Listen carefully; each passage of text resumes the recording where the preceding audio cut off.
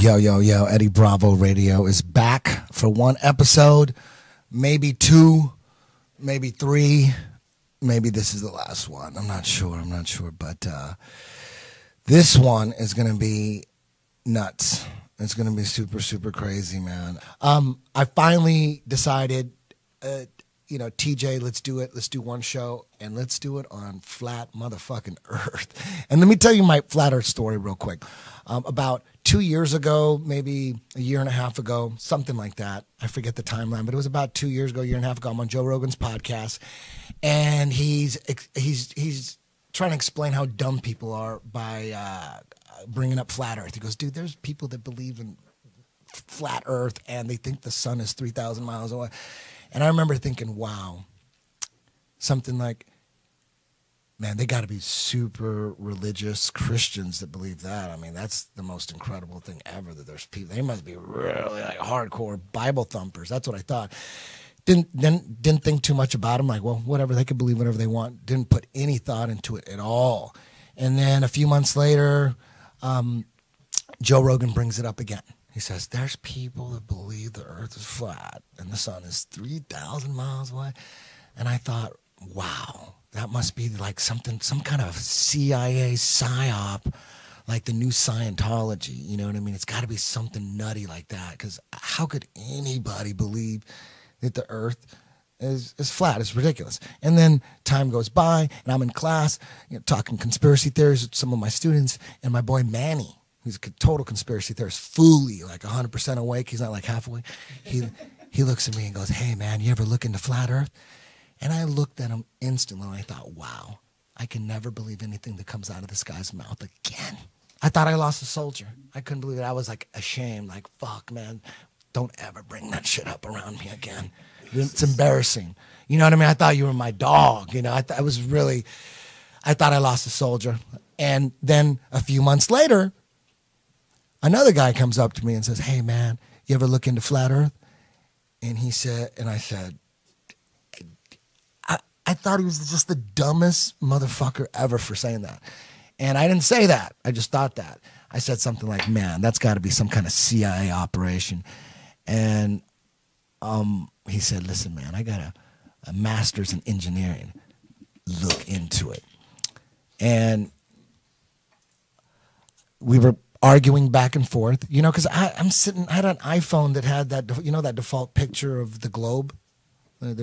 Every day I turned it in. If you don't turn it on and I see the globe, I'm like, there's no way anybody ever can convince me that the earth is flat. It's impossible. So we're arguing back and forth. And I went home to debunk him because we were arguing, and I was like full debunker mode. I'm like, do you realize how dumb you are?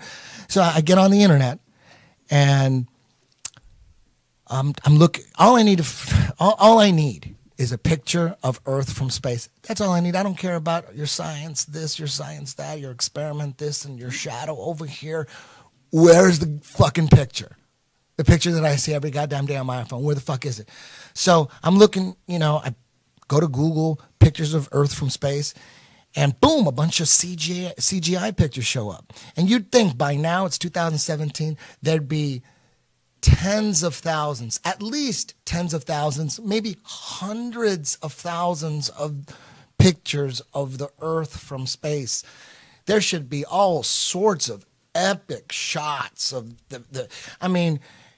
if you I have this old moon picture with all these pictures of the moon that were all fake and shit, and there's a picture that they took from the moon of the Earth, and it's so perfect. You see the Earth, like it looks like it's the moon. They're on the moon, but there's the Earth. It's not the moon. So perfect, and they got this perfect picture of the entire planet, but it's been proven a fake. No one took credit for that picture. It's proven fake. Of course, it's fake. There's no video footage of all the video footage on the moon. There's no video footage of them. They're like on dune buggies and playing golf. They never, with a video camera, zoom up and look at the Earth. They never do that ever. They never. But there's that one picture, perfect picture. You see the Earth in the background. Come on, man. It's ridiculous. It's been proven a fake. Anyways, I digress. I couldn't find any pictures. And right away, me, I'm 1,000,000% convinced the moon landings were faked. I'm not the only one. If you really, really look into it, I'm convinced 1,000,000% that we did not go. And when you find out that most of these pictures, these fake pictures, are coming from the NASA website, and immediately I thought, wait a minute, there's no fucking pictures of the Earth from space? Are you kidding me? And NASA's controlling all this shit, the same agency that faked the moon landing 6 times? I'm going to believe anything from them? And that was it right there. Once I found out, I didn't care about those goddamn experiments. You look in YouTube and everyone's talking about, oh, if you look at a shadow of this right here, or, the curvature of the Earth, it should be 8 inches under the fucking water or whatever. Blah, blah, blah. I don't need to know any of that. I don't need to know any of that. All I need to know, where are the goddamn pictures of Earth from motherfucking space? And when you have all these debunking videos, these flat Earth debunking videos, and they're using all this, their version of science. Oh, it's, if the sun goes around this way and boom, boom, and 90 degrees that way, and you could tell if you got someone in Australia, boom, if they look up, like, dude, where are the motherfucking pictures of Earth from space? Why are you changing the subject? We haven't gone past that. What are you telling me that that's okay? We could just gloss over that? Oh, it's because the way they take the pic, they got an explanation. And they admit they're all CGI, except for one in 1972, which is fake. They have one picture. They say one is real, 1972. All the rest are CGI. Oh, because the satellites are taking strips of the Earth, and then they put them together, and then an artist puts it together, and then, because it's the strips and the camera's too close. Like, where are the fucking pictures of Earth from space? I want to see a picture. I want to see tens of thousands of them. I want to see fucking the sun over here and the moon over there. People should have posters and shit. All over the world, people should have these epic pictures of the Earth from space with the moon over here and the sun over there and the planets. There's none. I used to be one of those guys that thought, I thought I knew a lot about space because I watched them goddamn the space DVDs, stacks of them. BBC Space, Volume 1 through 12, the Universe Complete series. I watched all that shit. Every now and then I'm thinking, I'm a grown-ass man watching that shit. Every now and then, I'm like, it is kind of weird that it's like all CGI. I mean, I'm not that stupid. This ain't a real footage of a super hypernova or anything. But then I'd forget about it, and then I'd go on. And then now, when you sit there and think about it, like, holy shit, everything from space is CGI? What the fuck? I'm not saying the Earth is flat. I am not saying the Earth is flat. There are no pictures of the flat Earth from space. Then I'll believe it's flat. I believe nobody's too sure of what the fuck we're on. And I'm open to hear more about, what guys like Eric Dubay are saying, our guest tonight. But before we get to Eric Dubay, I want to introduce Crone Gracie, ladies and gentlemen. Superstar, BJJ, black belt, son of Hickson Gracie, MMA fighter, fucking people up and rising. He's rising to the top. And yesterday, I get a call from Crone. And he said, hey, man, I see what you're doing. You're coming out. And I'm like, I'm not totally coming out. I'm making it clear. I don't know that the Earth is flat. I need to see pictures from fucking space. Show me some pictures of Earth from space. You got all these goddamn satellites. You're spending billions and billions of motherfucking dollars.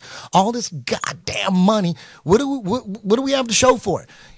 The space shuttles, would you trash them? Oh, the Saturn V rocket technology that took you to the moon, supposedly 6 times. You trashed that shit? It doesn't work no more? You got to the moon 6 fucking times?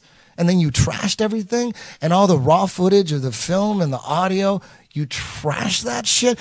A retarded 12-year-old detective from Idaho will say, there's something fucking up with that shit. Come on. It's ridiculous. There's no footage left. It got stolen. I don't even know what telemetry data is, but apparently it has something to do with the records and the data of the moon missions. Apparently they're lost, they're stolen, they're gone. All the pictures and video we see of space are CGI. They faked the moon missions. Hey, I'm curious as to see. I'm interested in finding out what the fuck we're on. I don't know what we're on, but I want to know what the heck. I'm curious. And Crone, he called me up and he didn't ask me to be on the podcast. I asked him. You know, he's totally into finding out the truth too, and he's totally distrusting of NASA and government science. You know, that's all it really comes down to. I mean, a conspiracy theorist is someone who doesn't trust the government. We don't trust what they're saying, and most scientists are government scientists. If the science is coming from the government, NASA scientists, that's government. NIST, that's government. Most scientists, they're all like trying to get like funding and grants and all sorts of shit. Crone, tell me your flat Earth story. I mean, before I even get into flat Earth, I think it's important to start at why I started thinking. Because in my life, you know, I was a little kid, you know, I have to train jiu-jitsu and I have this image and I have this family and all these things I got to do. So I chose to fight. I chose to do jiu-jitsu. And as an athlete and as an artist and as a martial artist, there's only one truth. You know, it either works or it doesn't work. So I train jiu-jitsu, and when something doesn't work, you know, you have to be honest with yourself to know that it doesn't work, and then to be like, okay, let me find something that does work, and let me find the truth, because only the truth is going to solve my problems. Lying to myself and telling myself things that are not true just to make myself feel good about something is only it's going to build up later. So I have like my personality has always been like to find the truth with jiu-jitsu, find the truth, what really works, what really is true. And then I think just naturally that kind of just trickled away into my whole life. And I always kind of try to see through the bullshit and see through the games. But I was never really into conspiracy theories and like into that kind of stuff, or into being like protecting the animals or all this stuff. You know, as a kid, I was like, fuck all that shit. It's all bullshit. I just got to do jiu-jitsu. I just got to fight. I just got to put my energy into this. And then as I started to fight more MMA, where I kind of stopped teaching so much at the gym and started putting less time into teaching, and I was focusing more on training and more on fighting and more on like traveling and go see Nick and Nate, 6 hours. Then you go to San Francisco, an hour and a half. So I spent a lot of time on my own, a lot of time driving, a lot of time to think. And I started to like, I don't know what, I think the first thing that got me that got me questioning stuff, first my friend Murph, he told me about the chemtrails like years and years ago. And I was like, this is some bullshit. Are you kidding me? They're throwing fucking shit in the sky. I was like, no. And then he kind of broke it down and everything. And I was like, oh shit, this shit might be real. And then the one that really did it for me was when I found out they put fluoride in the water. And then I was like, I can't believe they would do that they would put fluoride in the water and like purposely try to like calcify your pineal gland. So once I realized that it was on purpose, that it wasn't an accident, then I started to ask questions about everything. And I went through this fucking wormhole of all this shit. And you get depressed to learn about how fucked up the world is and learning about all this shit. But I'm at a point now where I'm at ease with it, because the only thing I can do is try to make it better. It's already fucked up, but it's like a good fucked up. It's like an interesting game we play, because the world's so fucked up, and it's like now we have our own roles. Who's gonna try to save the world? Who's gonna try to destroy the world? Who's gonna not do shit, right? Who's just gonna be there? So I've chosen to fight for something that I think is bigger than the Gracie family, bigger than MMA. I'm trying to fight for the truth for the next generation, so my nephew and the next generation has something to live. So after a lot of fucking conspiracies and shit and time, I got to the flat earth, and I was like, this is some bullshit. And then looking into it more, I believed in it for a while. I was like, oh, fuck, this might be true. And then I was like, nah, fuck that. That's not bullshit. I can't believe in this. And then I got back to it, and I started reaching. I actually seen a lot of your stuff, Eric. I've been watching a lot of your videos for a long time. I'm a big fan. But after a while, I realized it was true. And from what I've collected in the universe, from what I've seen, I think there's more things proving me that the Earth is flat than that it's spinning at 1,000,000 miles per hour, or actually 666 miles per hour, which is fucking interesting. And that we don't, like, it always was like crazy. Like, man, you're telling me that we're spinning, and then we're spinning around the sun, and the sun is shooting down this fucking shit, and we're just sitting here chilling on this podcast, like no big deal. It's like, doop, doop, doop. Like, that's always been crazy to me. So I never, it was like just a baffling thing to try to grasp. And then, so now I'm like, I understand. I have like things that I really believe that the Earth is flat, more so than the Earth is round. And so I'm like that. I'm at that stage where I don't want to be the one to like be like, oh, you guys have to fucking believe the Earth is flat, blah, blah, because that doesn't do anything either. I think that we all just need to understand that the more we spark the truth, it takes time, you know, to get to somewhere where the things that I know, it takes time. It doesn't mean that it won't happen. It just takes time. So it's like, first you got to get into the moon landing. If you don't believe in that, then you got to research that. Yeah, that's the first one. Because if you research the moon landings and you believe we still went, then you need to, there might be Game of Thrones reruns tonight. You are not going to enjoy this podcast. But just because you believe that the moon landings were hoax doesn't mean you're going to, that's a big leap from the moon hoax to flat Earth. That's huge. Most conspiracy theorists think the flat Earth thing is not true. It's for sure. It's like a CIA psyop. That's what. Yeah. There's people think that Eric is a CIA shill and trying to spread disinformation. TJ, tell me you are not a flat earther, but give me your story. But I got questions too before we get into I got questions for Eric too, because there is some questions that I do have. So we'll get back to that later. But I'm not like, I look at what we have, and from what we have, from what information I have, I'm more on the side of flat Earth. But I still got questions, and I still am a student of the truth. And until somebody proves me differently, I believe in what the chips I've collected. DJ?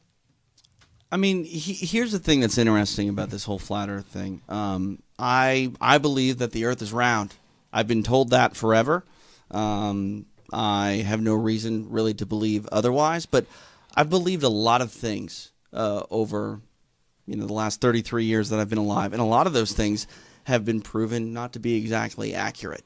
When I was a kid, and I don't want to get all crazy, but like marijuana was treated like heroin. You know what I mean? And now you have people out there that are saying the same thing, that it actually is heroin, which is crazy. But we have state governments that are regulating marijuana, and the reason I bring up marijuana is because like it was such a bad thing for the longest time, and now it's helping local economies, and it's I mean, how many states is it legalized in? It's like 2 for sure recreationally already in the books. I think 5 or 6. Right, but now I mean California, it's pretty much there. Yeah. It's not on the books yet per se, but like my point is like we have this war on drugs, and then all of a sudden it's like, well, never mind. We're okay with it now. We're gonna make money and tax it, etc. It's just I'm using that as a example of taking a big leap from one stance to another, and that's different. But my point is, we are told for the longest time things are a certain way, and then we find out that the stance is softened, or just to me, like, you need to question things. You need to question things. And now, again, I think that the Earth is round. I have a bunch of questions, and obviously you're going to bring Eric on, and we can ask him.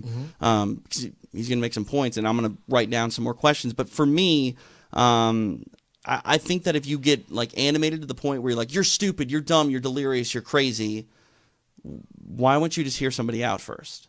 Do you know what I mean? Like, why would you not hear somebody out? And what's weird about this one is it's sweeping the nation. Like, it's sweeping the world. Like, so many people. Like, I think about like conspiracy theories. Flat Earth, to me, would be the most unlikely one. Look up at the sky. The moon, that's round. At least it looks round to me here. I mean, I'm curious. Does Eric think that the moon is flat? Does Eric think that the everything? There's a lot of questions. Right. There's a lot of questions. And my point is like, you're doing yourself a disservice if you won't just ask some questions to anything. Is the sky blue? What is blue? Is your blue my blue, or is it green? Not sure. But you know what I mean? Like, don't ever be set in your ways about anything. Yeah. My co-host is my best friend since I was 16. We moved to Hollywood together to be rock stars. Obviously, it failed. His name is James Watson. James, we never really talked about flat Earth at all. How are you feeling right now about it? Is it possible? I want to hear everything before I dismiss something. Okay. I want to hear everything. Okay. Do you think it's possible that, I mean, we were brought up with globes in school, and although we've never seen the Earth from space, we've gotten fake pictures. Most space footage of space documentaries are CGI cartoons. To me, that's just a giant red flag right there, man. You got all these telescopes and billions of dollars. It just seems like a scam. Like they're just scamming money. Everything is just an easy scam. It's like they make way more money. They just faked it than actually went. Like maybe they were just lazy. You know what I mean? Like, shit, can we just fake this shit? People are going to die. I mean, we could get there, but damn, people are going to die. Why don't we just fake it and keep all the money? It's a way better plan. Anyways, I'm going to introduce our guest. This is really what it's all about. He's definitely one of the top experts when it comes to breaking it all down, breaking NASA down, and breaking the heliocentric model. I want to introduce Eric Dubay. Now, Eric, explain the timeline of a flat Earth, and when and how and why did we go? It was, like you said, it was flat Earth for forever, and then we switched. It was Copernicus, right? We switched, and then talk about, because most people think, only dumb people think the Earth was flat. When back then, correct me if I'm mistaken, but there was like the philosophers of the time and the scientists of the time. They were going back and forth with the flat Earth, the geocentric model versus the heliocentric model. It wasn't like there was any proof of the heliocentric model. Just somehow explain the timeline. Yeah, I've got the timeline, the history of flat Earth on my channel. You can watch that extrapolated completely. But for now, quickly, nobody thought the Earth was a spinning ball until 500 BC or so, when Pythagoras came up with it. And for the next few hundred years, other Greek philosophers toyed with the idea and wrote about it. Eratosthenes, Plato, and Aristotle. And then it disappeared for another 2,000 years. Nobody talked about it. Nobody believed it. There's no record of anyone writing books about it, anything like this, until 1543, when Copernicus came out with his book. And then suddenly it became a big topic. And, with Kepler and Galileo and some of these other people coming in, giving their quote-unquote proofs for the spinning ball Earth, it slowly but surely became the mainstream model, up until about the 1800s, when actually there was a flat Earth resurgence, when a bunch of flat Earth scientists started doing experiments and printing books and newspapers and other things, doing lectures. And so it was a hot topic of debate around the turn of the 19th century.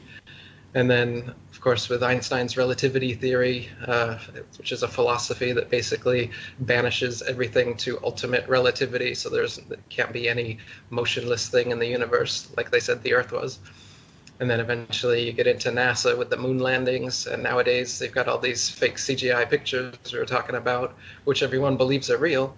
So most everybody thinks that the Earth is a spinning ball now. And it's really just been a long-term propaganda campaign over the past 500 years, which, when you look into it, has been spurred by and maintained by Freemasons. Freemasonry, the oldest and largest secret society in the world, with over 5 million members in almost every country in the world. You find that Copernicus and Newton and Galileo, right up until modern day, the astronauts, almost every astronaut that claims to have gone into outer space or walked on the moon is publicly known as a Freemason. So it's the same group of people who's been promoting this idea for the past 500 years. So that's another red flag, as Eddie was talking about. There's so many red flags when you find out that the original moon landing footage has all been erased. They can't find it. And the telemetry data can't find that. Things that would actually confirm these things to be true. They can't find those. You know, the moon rocks have now come out to be fake. When you look into these things, it's completely obvious, as Eddie said, that the moon landing is a complete hoax. And then you got to ask, well, why would they do that?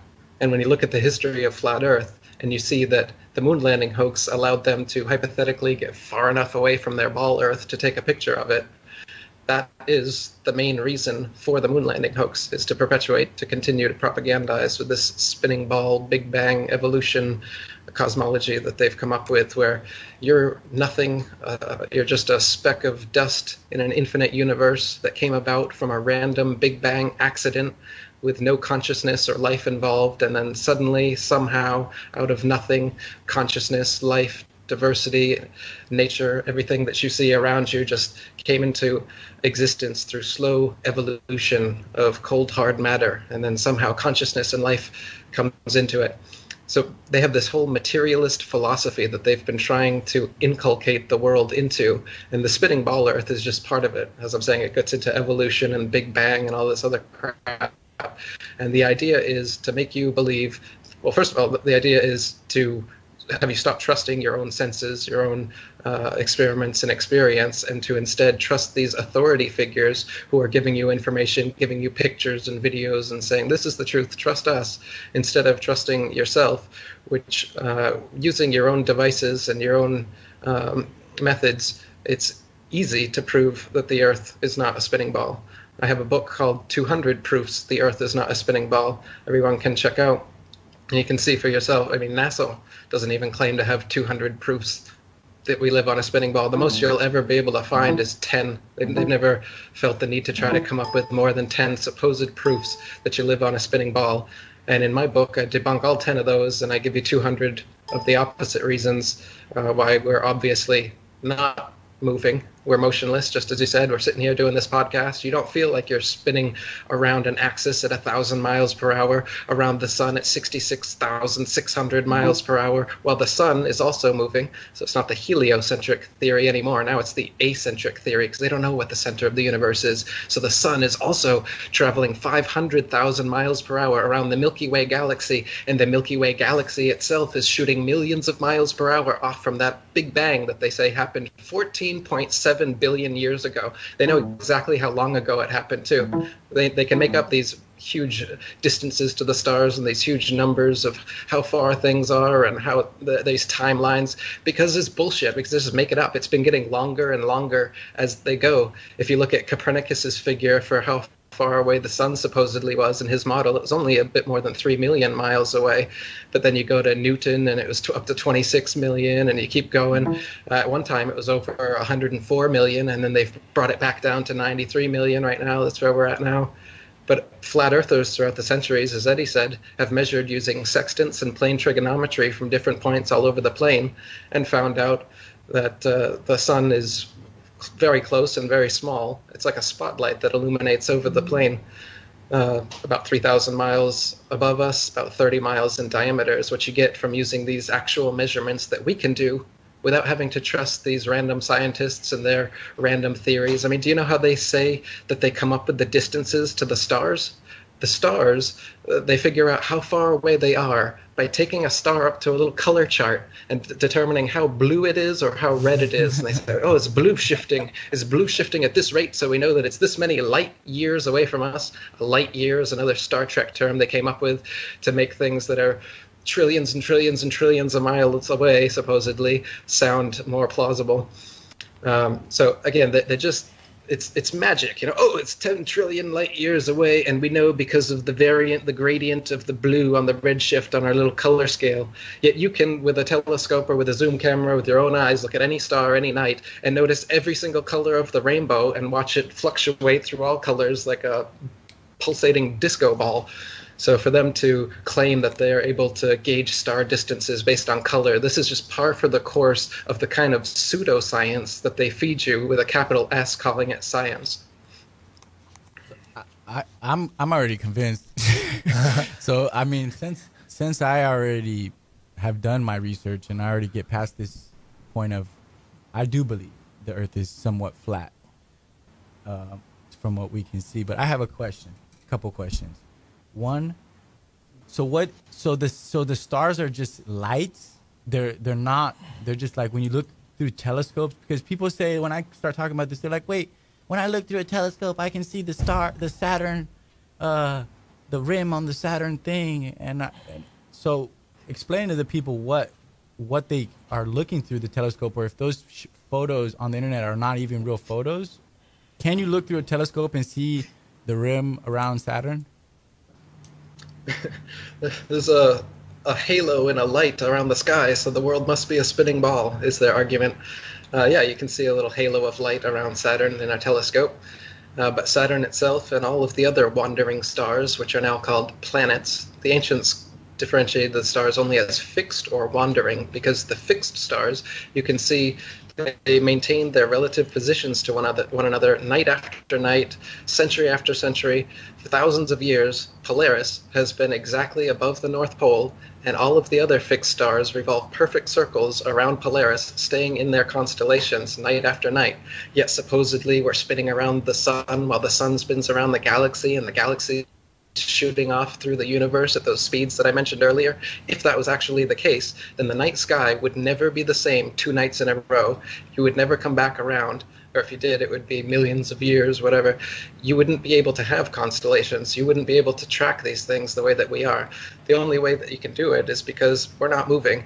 And everything else over our heads, all those lights in the sky that look like they're moving over us, they're doing exactly what it looks like they're doing. They're moving over and around us. We're not moving. You look at the sun move over and around us, and then you see the moon come following a similar path at a similar speed. But NASA tells you that moon is rotating around us. But this Earth we stand on, is rotating around the sun. But you can see for yourself that that's not the case. Just like you can feel for yourself that we're not moving. Just like you can see that the horizon is perfectly flat. Just like you know that water always finds its level, and Earth is 70+% water. You know that water can't conform to the exterior of a shape. If you put a shape in some water, it doesn't show up on the outside. So how could the Earth be a sphere, or an oblate spheroid, or a pear, or whatever NASA has decided that it is these days?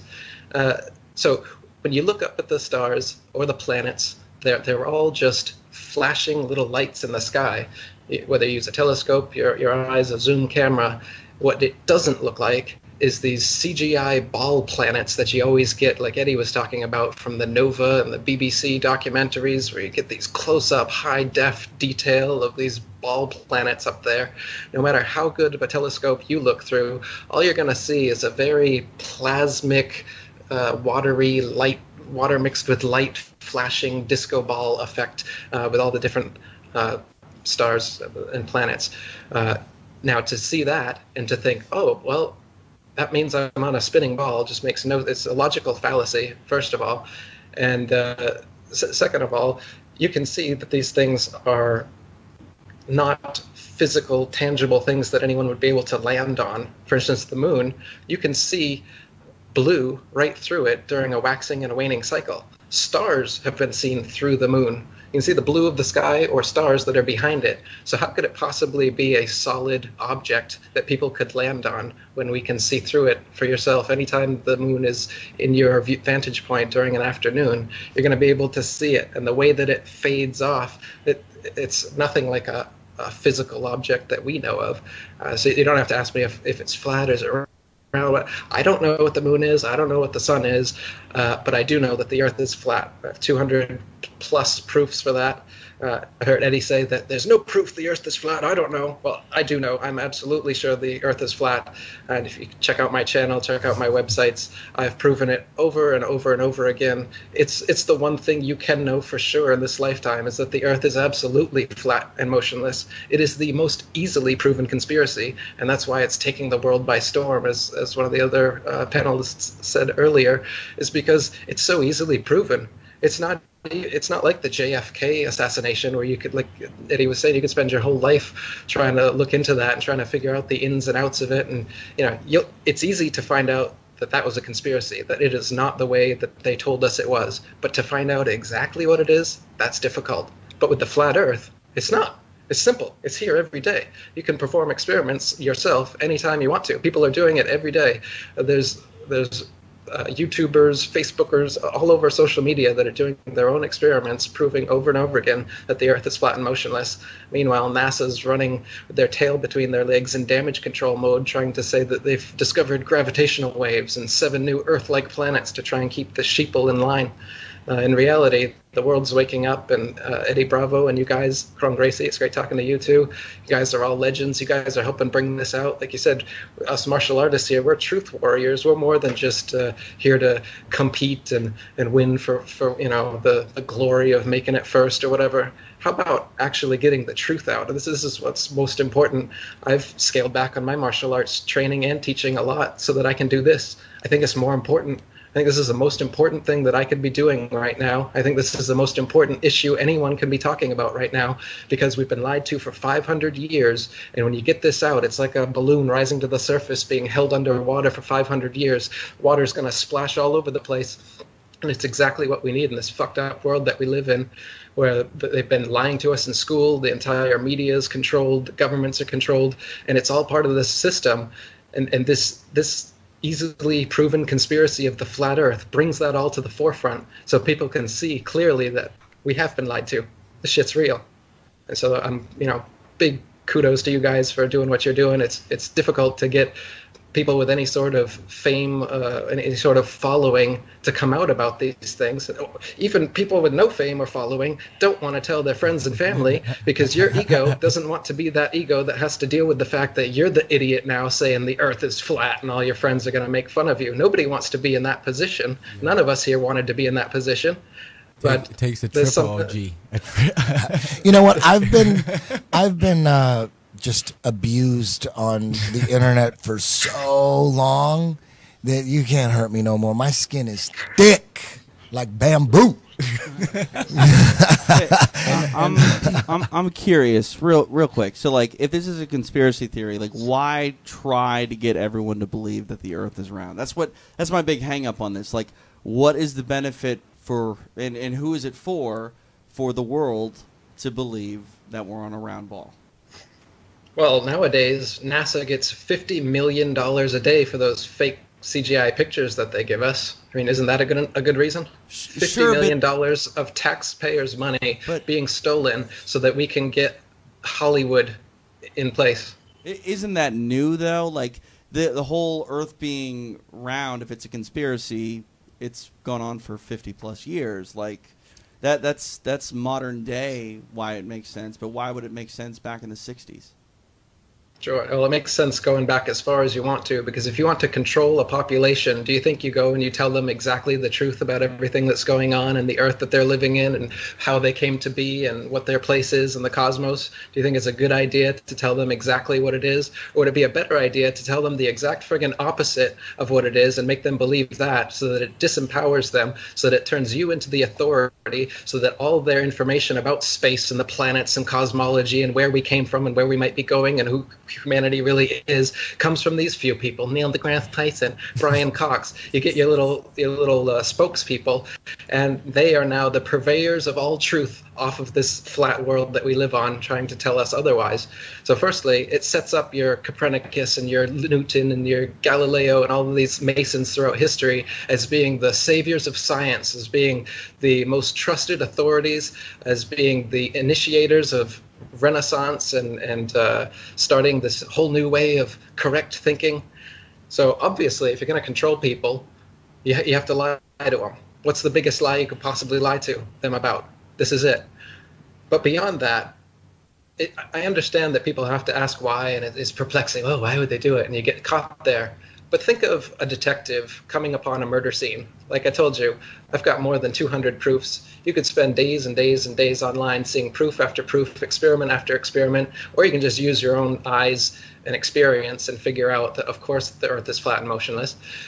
But you can do these things, but instead, what most people will do is they will wait until they can think of a motive that makes sense to them for why something like this could possibly happen before they will even take a minute to do some research about it. And I'm not saying this about you. I'm saying this about this general question that gets asked over and over again. A detective doesn't sit there at a crime scene covered in blood with corpses everywhere and say, I'm not sure if there was a murder here because I don't see the motive. What they do is they gather evidence and they figure out what is actually going on in the crime scene. And that's what I did, and that's what all flat earthers did.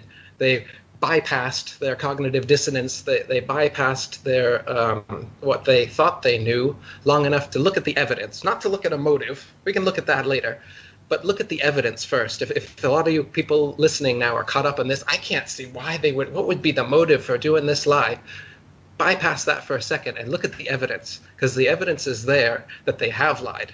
We can worry about why later. Let's look at the evidence. Yeah, I agree with that. Now I have a question for you. What do you think about Admiral General E. Byrd? As in, what do you mean? As in, like, the idea that he saw more land on the other side of Antarctica. Yeah, well, he said that there was more land past Antarctica in places that we hadn't discovered when he went down there. He said that on national television, and that there was more resources. And then suddenly after he made these claims, there was an Antarctic treaty between all these countries, and suddenly nobody's able to explore Antarctica anymore. After this big-name military guy comes out on national television saying that there's more land and more resources, suddenly it's closed off from the public. And the only way that people can go there now is on these pre-approved tourist tours that they have, where you go and pet a penguin and touch the little barbershop pole they've called the South Pole and be on your way home. But they don't allow independent exploration of Antarctica, so we can actually see this, whether Admiral Byrd was telling us the truth when he said that there was another continent on the other side of Antarctica the size of America. I don't know. I haven't been there. Yeah. Just like people say, is it an infinite plane? Is there an edge? Is it a dome? Is there a barrier? I don't know. They won't let us go. Before we get any further, let's can we have him talk and pull up the flat Earth model at the same time so people know, because you know what I'm talking about? They need to see what it actually looks like, because people are thinking right now, wait a minute, how does the sun go around a flat Earth? Does the sun go under it? That's the main thing people get confused on, is what the flat Earth model really is. Yeah, give me a second here. Let me do some Skype finagling here, and we'll get that rocking. I got one more question before I forget it. This has been a question that I thought about, because I'm looking up at the moon, and on the flat Earth model, it's like the sun and the moon, they circle around. Whoa. You're good. Hello? You're good. Can you hear me? Yeah, we got you. Okay. So on the flat Earth model, the sun and the moon, they kind of like circle like this around inside this dome. And so I don't understand how I can see the moon at night, which is what it's supposed to be if it's, traveling with the sun. And then I can see it also in the day. And sometimes I see it twice. I see it in the day and at night. So how does that happen? Well, we got to pull up that model first. Okay, here we go. Okay, if we could show that to the audience while he explained. This is just the basic model. We're not saying you agree with this one. There's all these different models, but this is the basic one. Can you see this, Eric? Yeah, that's showing the sun and the moon going around around the plane in a clockwise, right? Yeah, you could just leave that and let him talk. Yeah. It looks like they're around the same speed, but that's the basic idea right there. Basically, it looks like the entire Earth is inside of a crater filled with water, and there's some continents popping out. That was fine right there, TJ. Right there, that one's good. And then it's surrounded, and all the water's being held, and it's like we're in a crater, right? That's the basic idea, right, Eric? Yeah, the basic model would be you got to have water has to be contained, so you can see Antarctica as an ice wall that contains all of the oceans. And beyond that, we don't know. The North Pole is the very middle, and Polaris, the pole star, is right over the North Pole. And the continents are all in a circular shape around that. So to circumnavigate the flat Earth is just to go in a circle around the North Pole. So if your right shoulder is at Polaris the whole time, you'll eventually make a complete circumnavigation of Earth and come back to where you were, going clockwise, or if it's on your left side, going the other way. And this is how navigation was done back in the day. What's never been done is a north-south circumnavigation, which, you know, it's impossible to do on a ball. You go around like this on the flat plane we live on. It's impossible to come up around the underside. Like I said, nobody knows what's on the underside. In the ball model, they claim that there's a molten core, and then there's an outer mantle and an inner mantle and a crust, outer crust and an inner crust. They've got all these layers, supposedly, of the ball Earth that they teach us in school. Yet in reality, the Russian Kola Ultra Deep, which is the largest drilling operation in history, tried drilling down into the Earth, spent 30, 40 years doing it, and they were only able to get to 8 miles down, which is not even through the outer crust that they talk about in their models. So they don't know that there's an inner crust and a molten metal core and all this other crap that they go on about. It's completely hypothetical. They just put it in the textbooks and then everybody parrots it. But the reason you got to do it is if you're on a ball and you know that there's magnetic north, you got to come up with some excuse for it. So they say that there's magma somehow turning into magnetism, which never happens in the real world. And that causes the north and south poles to constantly move, so we can never identify where they actually are.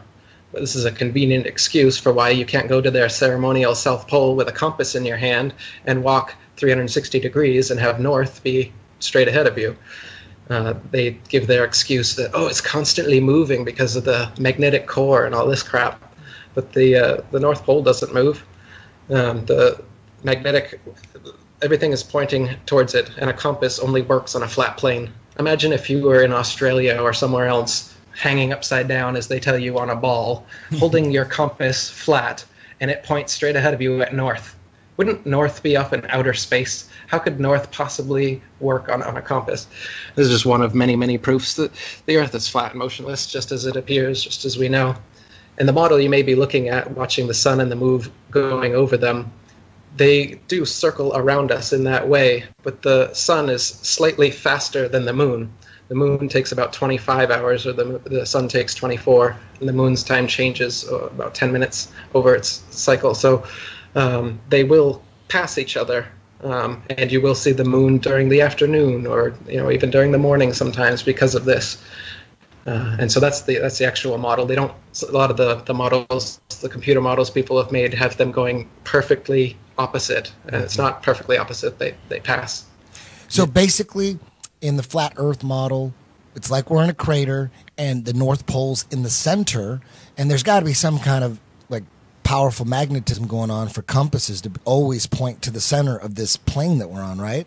I mean, and then coincidentally, the North Star is right above it, and all the stars and all those lights are going around Polaris, the North Pole star. So there's definitely some magnetism going on in the center of this flat plane, and it if you believe that, then you'd have to believe that the sun is like some electromagnetic ball of heat that is just going around this magnetic center.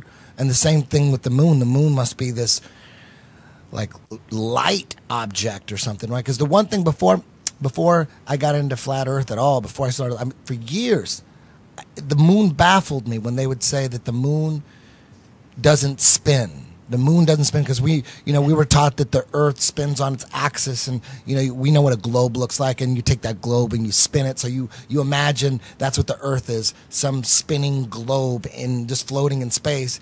But the moon doesn't have an axis, and like mainstream science says the moon, we only see one side, we'll never see the other side.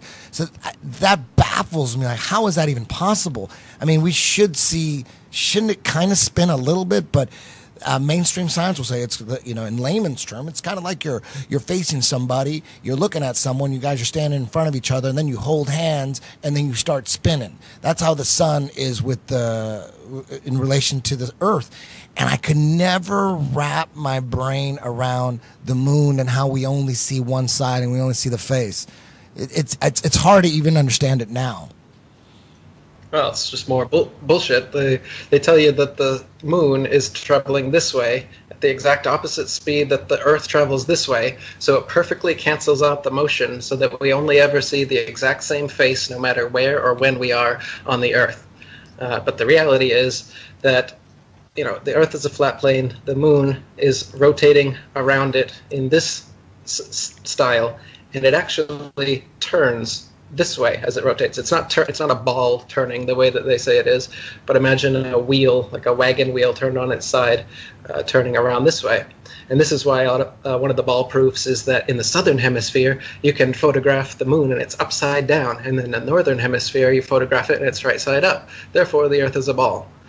But again, it all depends on where and when you photograph the moon. I can show you on IFRS, the International Flat Earth Research Society, we've taken pictures of the moon at any and all inclinations of 360 degrees. So it's turning, but it's turning this direction. And we never see other faces. If it was a ball, someone from the southern hemisphere versus the North Pole versus the mid-latitudes, we should see slightly different faces of the moon from those vantage points, but you always see the same rabbit or the same man on the moon, whatever you want to call it. Those same features are always there. So it lends credence to the idea that the moon is hovering over and around us as it is in the flat Earth model, and not a ball that perfectly spins opposite the ball Earth so that we can never see it. I mean, think about it. The second law of thermodynamics, entropy, states that any object in motion over time through friction and resistance is slowly going to slow down. So both the moon and the sun should be slowing down. The days should not be 24 hours. We should be able to calculate this. And there's plenty of drag and resistance in the atmosphere, so I don't see why they can hold up a theory that the Earth and the moon and the sun and all their crap spins at a perfectly uniform velocity, yet it's never changed whatsoever, yet their own laws of thermodynamics say that that's completely impossible. So their own science is at odds with itself. That's incredible. Now, explain gravity. Gravity. So gravity is a total subterfuge of the natural laws of density. So people want you to believe that before Isaac Newton lived and an apple dropped on his head, nobody in the world had ever thought of or been able to explain why stuff falls down. The reason that objects fall down is because they are denser than the medium that they are in. And the reason that an object would rise up is because that object is less dense than the medium it is in. So, for instance, that's why a raindrop falls down through the air and an air bubble rises up in the water. That's why a rock would fall down, but a helium balloon would rise up. It's not because gravity has an affinity for rocks and doesn't like balloons. It's because of density. It's all because of relative density. If you take a deep breath and you submerge yourself in water, you'll stay at the surface because you've just changed the density of your body. And if you exhale that breath, you're going to start to sink because you've just changed the density of your body. Gravity didn't just decide that it's got more of an affinity now and it's going to sucking you down to the bottom of the ocean. All about density. So gravity is just complete bullshit that Isaac Newton made up so that Copernicus's spinning ball model would make any sense. And they said, oh, well, the reason things fall down is because there's this sucking force that pulls you to the center of massive objects. And of course, if that was the case, then we would be like magnetized to the Earth, and just stepping your foot off of the Earth would be like taking a heavy magnet off of a refrigerator, and stepping back would be like putting it back down again. And of course, they don't have a single example of any mass, by virtue of its mass alone, causing some other smaller mass to spin circles around or to stick to that mass because of its gravity. They say gravity just spontaneously happens when something's massive enough, and then non-massive things will either start spinning around it, like the planets, if that's what they want it to do, or they'll stick to it, like people, buildings, and the oceans, if that's what they want it to do. So gravity is their mythical magic force that causes us to stick to the mythical magic spinning ball Earth, when in reality, it's simple science. The natural physics of density and buoyancy determine that heavy things fall down and light things rise up. And they've been teaching us this crap in school since we're like 7 years old, so that we'll believe that oceans and buildings and people in Australia won't fall off the bottom of a ball. Ooh, that was a pretty good explanation. Now, what about Einstein's theory of relativity? How do you see that? So, like I said, relativity came up when the flat Earth movement was starting to grow at the turn of the century. Everyone was turning to flat Earth, and so they were in scramble mode trying to figure a way to get everybody back in their fantasy worldview. And so they came up with this philosophical idea of relativity, which banishes any non-moving object to obscurity, so that they say everything's moving, the Earth is moving, the stars are moving, the sun's moving, everything's moving, and that motion is all relative. So you can't say anything is stationary, and you can't even say anything is central. That's when they got rid of the heliocentric theory too. Oh, we don't know if that's the center. So it's relativity is just another philosophical subterfuge to get people to disbelieve their own senses and start to think that, hey man, it's all relative. It's like everything's moving, so you don't know if you're moving. You wouldn't feel it. That's why you hear from all these people like, you think it's motionless because you can't feel the motion. Stupid. Like, it's so stupid to believe your own common sense. But that's what they've done. They've made it ridiculous to believe your own common sense, because we've all been taught since we were little children that of course that we're moving around at thousands of miles per hour. So relativity was just the next step, and just like NASA, the moon landing hoax was the next step. Shortly after that, they got to keep. Well, and nowadays, like I said, the gravitational waves apparently they found in 7 new Earth-like planets they just found last week. They have to come up with their damage control nonsense to keep spinning the fairy tales so that the entranced sheeple won't wake up to the flat Earth truth. And they've been doing it for 500 years. Relativity is just yet another step along that path of damage control to try and prevent people from understanding the truth. Yeah, I think that for me, my life is like a really big on intuition and how I feel and what I sense. I'm kind of a sensitive person, so I trust my feelings and my intuition over anything. And right off the bat, I don't think that the Earth is spinning. It doesn't feel like we're spinning, and that's just off of my intuition, no science behind it. And when I go up in a plane and I go really high, I look out and it looks all flat. And one thing that I've been thinking about recently that I kind of started to feel I didn't realize before is when the sun is at 12 o'clock and it's midday, the sun is blazing hot. And then at 6 o'clock, the sun is already not hot as much. So if the sun was so far away, it shouldn't change temperatures off a little like churn. You just churn a little bit. Now it's like a lot different of a temperature. It's a lot different of the rays. So I think that means that the sun is a lot closer, because if it was so far away, one, it would churn black immediately, but it doesn't. It goes to sunset and it goes to like light out, but no sun. And then so it's like this process of like almost the sun going further away from you, because I can feel it. I can feel it on my skin when I run at 12 o'clock in the day, or when I run at 5 o'clock. I'm like, fuck, 5 o'clock is too late. I'm not getting enough sun. I need more sun in my life. So I think that my feeling has always been taking me to where I feel like it's true. And I'm like, man, this doesn't make any sense. Because one, I don't feel like we're spinning. I don't feel like when I go up in a plane that we're on a ball. When I go to Japan, I fly 10 hours. When I fly back, it's 9. It would be twice. It would be 5 hours to get there and then 20 hours to get back. It would be such a big difference in the time it takes to get to places if the Earth was spinning. But since it's not spinning, it's basically the same time. Imagine going to Australia and then coming back, it's the same time. It's like, wait, what about the fucking spin? Eric, what do they claim is the proof that, and when did they technically prove that the Earth is spinning? Didn't it have something to do with pendulums or something? We can't hear him. But they've tried to claim that it does, including using pendulums. In the mid-1800s, a guy named Leon Foucault started swinging pendulums and putting little pins at the end, and he used a ball and socket joint so that the pendulum was able to swing in a circle, and claimed that that's the Earth moving underneath the pendulum. And nowadays in museums all over the world, this stupid trick is still being used, where they put a pendulum, and and the modern day ones are computer run. They're not even like real pendulums, but an actual pendulum, and it would all be determined based on how you start the motion. There's no way to not give some slight lateral bias at the beginning of starting a pendulum in motion. And so sometimes the pendulums would swing way too fast, sometimes they'd swing too slow, sometimes they'd swing the opposite direction, sometimes they wouldn't swing at all. But these pendulums are being used all over the world now as proof that the Earth is spinning underneath them. You have another question? Not at the moment.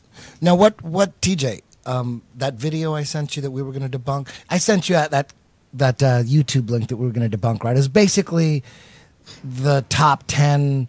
What do the top 10 flat Earth debunkers say? What's the usual thing that they say? Like, there's no way the Earth is flat because the planets. What is the most popular one? So, I mean, I'll go through a few of them. The ships over the horizon, they say that when a ship is receding away from you, the hull disappears before the masthead, and it slowly goes up like that, as though it's going over the curve of the Earth. And that was one of Aristotle's first proofs that they used for the ball Earth. That was before telescopes, binoculars, or zoom cameras existed. Nowadays, you can test that for yourself. You watch any ship going away from you until it completely goes over the curve beyond the horizon where you can't see it, and then you take your zoom instrument, and you will be able to zoom completely back on the ship, hull and all the way back into view, proving that when something disappears beyond the horizon, it hasn't sunk below the curvature of a convex sphere. It has simply gone beyond your perspective as far as the law of perspective allows. So just depending on the strength of your instruments, your height, and the conditions of the atmosphere while you're watching, you'll be able to see a shorter or further distance. And when the sun is going away from us, as Crone was saying, we're not spinning. It is literally going away from us.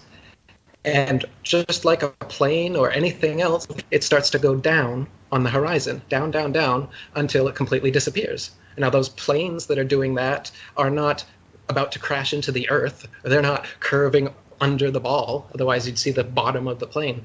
You don't see the bottom of clouds either. Clouds curving over. What you see is point perspective. Like any artist knows, everything converging to the one center point of wherever you're looking at that time. Just like in a narrow hallway, the edges, the sides come in to a point, the ceiling comes down to that point, and the floor rises up to that point. And that's just how our vision works. And that's why a boat going away from you seems to disappear over the curve of a ball. If you've been told it's a ball, then that's what you're going to believe. But if you get out a zoom camera and you zoom the entire thing back into focus, then you can see that's not what happened. And with the sun, as the sun is dipping down, you got to get a really good camera, but it can be done. And there are examples of this on YouTube. You can zoom it in, and the sun, which was either completely disappeared, half disappeared, you name it, on the horizon, will rise up on the horizon. The sun hasn't risen up.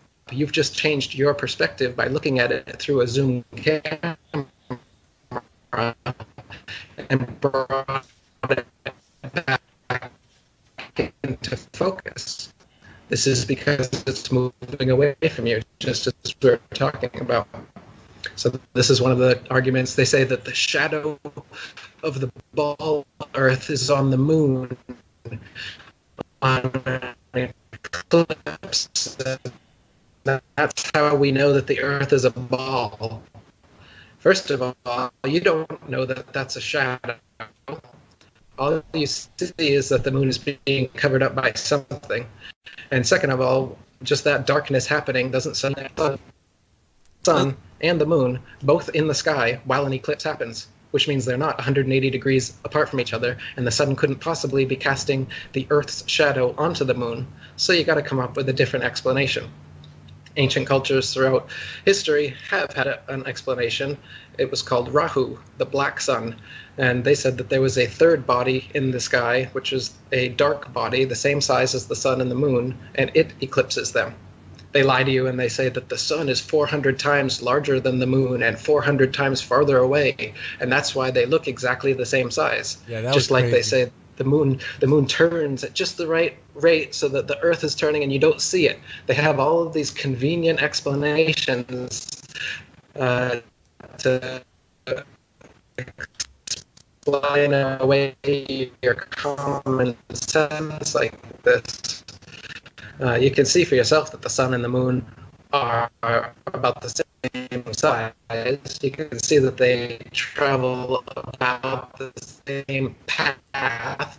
Moving upside down, so you have no friggin' idea what is going on here. You have no idea what's important. You have no idea what science really is. You have no idea what truth really is. So you're an absolutely malleable, pliable slave, just like they want you to be. And that's the real reason. But it's really difficult to tell people who are just getting into this, and they want to know why. They want to know why. They haven't even looked into the evidence yet.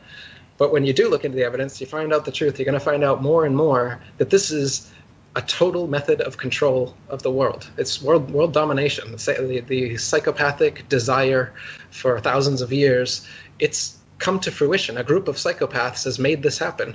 They do rule the world. That's a whole other subject that you can get into once you find out that you really have been lied to and who's doing it and why. What is another truth or another point that ball point that they bring up? Yes, why give me the another Earth one. is a ball. A Coriolis effect. They say that storms in the other hemisphere rotate counterclockwise, and toilets in the north hemisphere rotate clockwise, and the other way in the south hemisphere. So you can flush your toilet, and that's proof that the Earth is spinning. But really it just depends on the shape of the basin and the way the water is entering it. So a sink or a toilet in the same household could spin opposite directions depending on how the water is coming into it. So and storms don't only spin clockwise in one hemisphere and only the other way. They do seem to show them the majority of time being that way to bolster their model. But you can find many examples of the opposite. And if there's an exception to the rule, then it's not a rule. And it can't be used as proof that the Earth is spinning because all these storms are supposedly spinning this way. So what people tell me a lot of times when I start to talk about this, they're like, yeah, Cronin, all these facts, they might be true. But on a molecular level, you know, everything is round. They're like, oh, everything is round. Like when you go down to the atom, everything is round.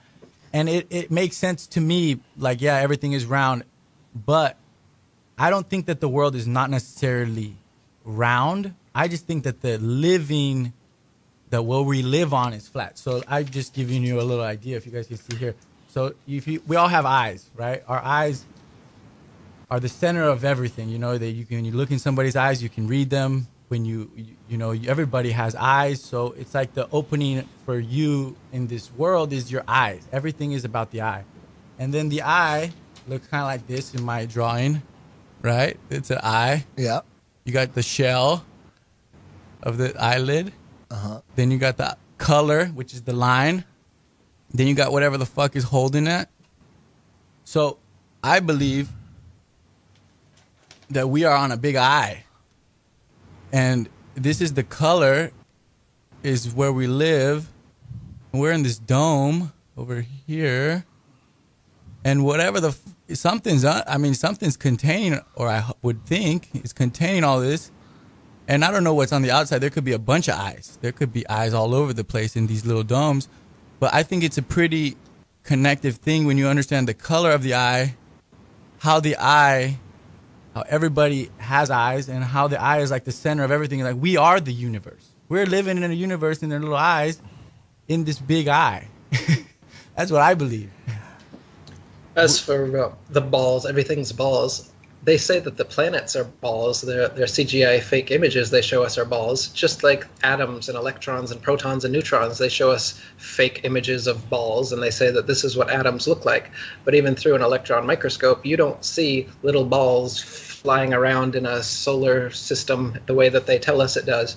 So when people use fantasy to back up fantasy, it's pretty funny. They're like, oh, the atoms are balls, so the Earth is a ball. So you've never seen the Earth be a ball. You've never seen a planet be a ball. You've never seen an atom be a ball, but you're willing to take all of these fantasies at face value and say that it must be. Meanwhile, ignoring your own experience, which says that water always finds its level, whether it's in a glass, whether it's in a bathtub, whether it's in a swimming pool, whether it's in a lake, whether it's an ocean. Water is always level. That's why we use water as a leveling tool. Nowadays we have lasers, so you can check again, and the laser will level out over the water. The horizon is always flat. And not only is it flat, 360 degrees around you, no matter how high you rise, it rises with you. Because it's the law of perspective we were talking about, and not the curvature of a ball.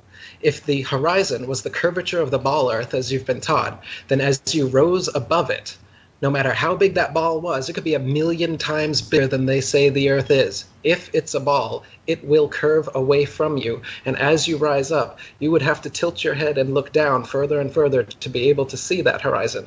But you'll never look down to the horizon on our Earth. It will always rise up right with you.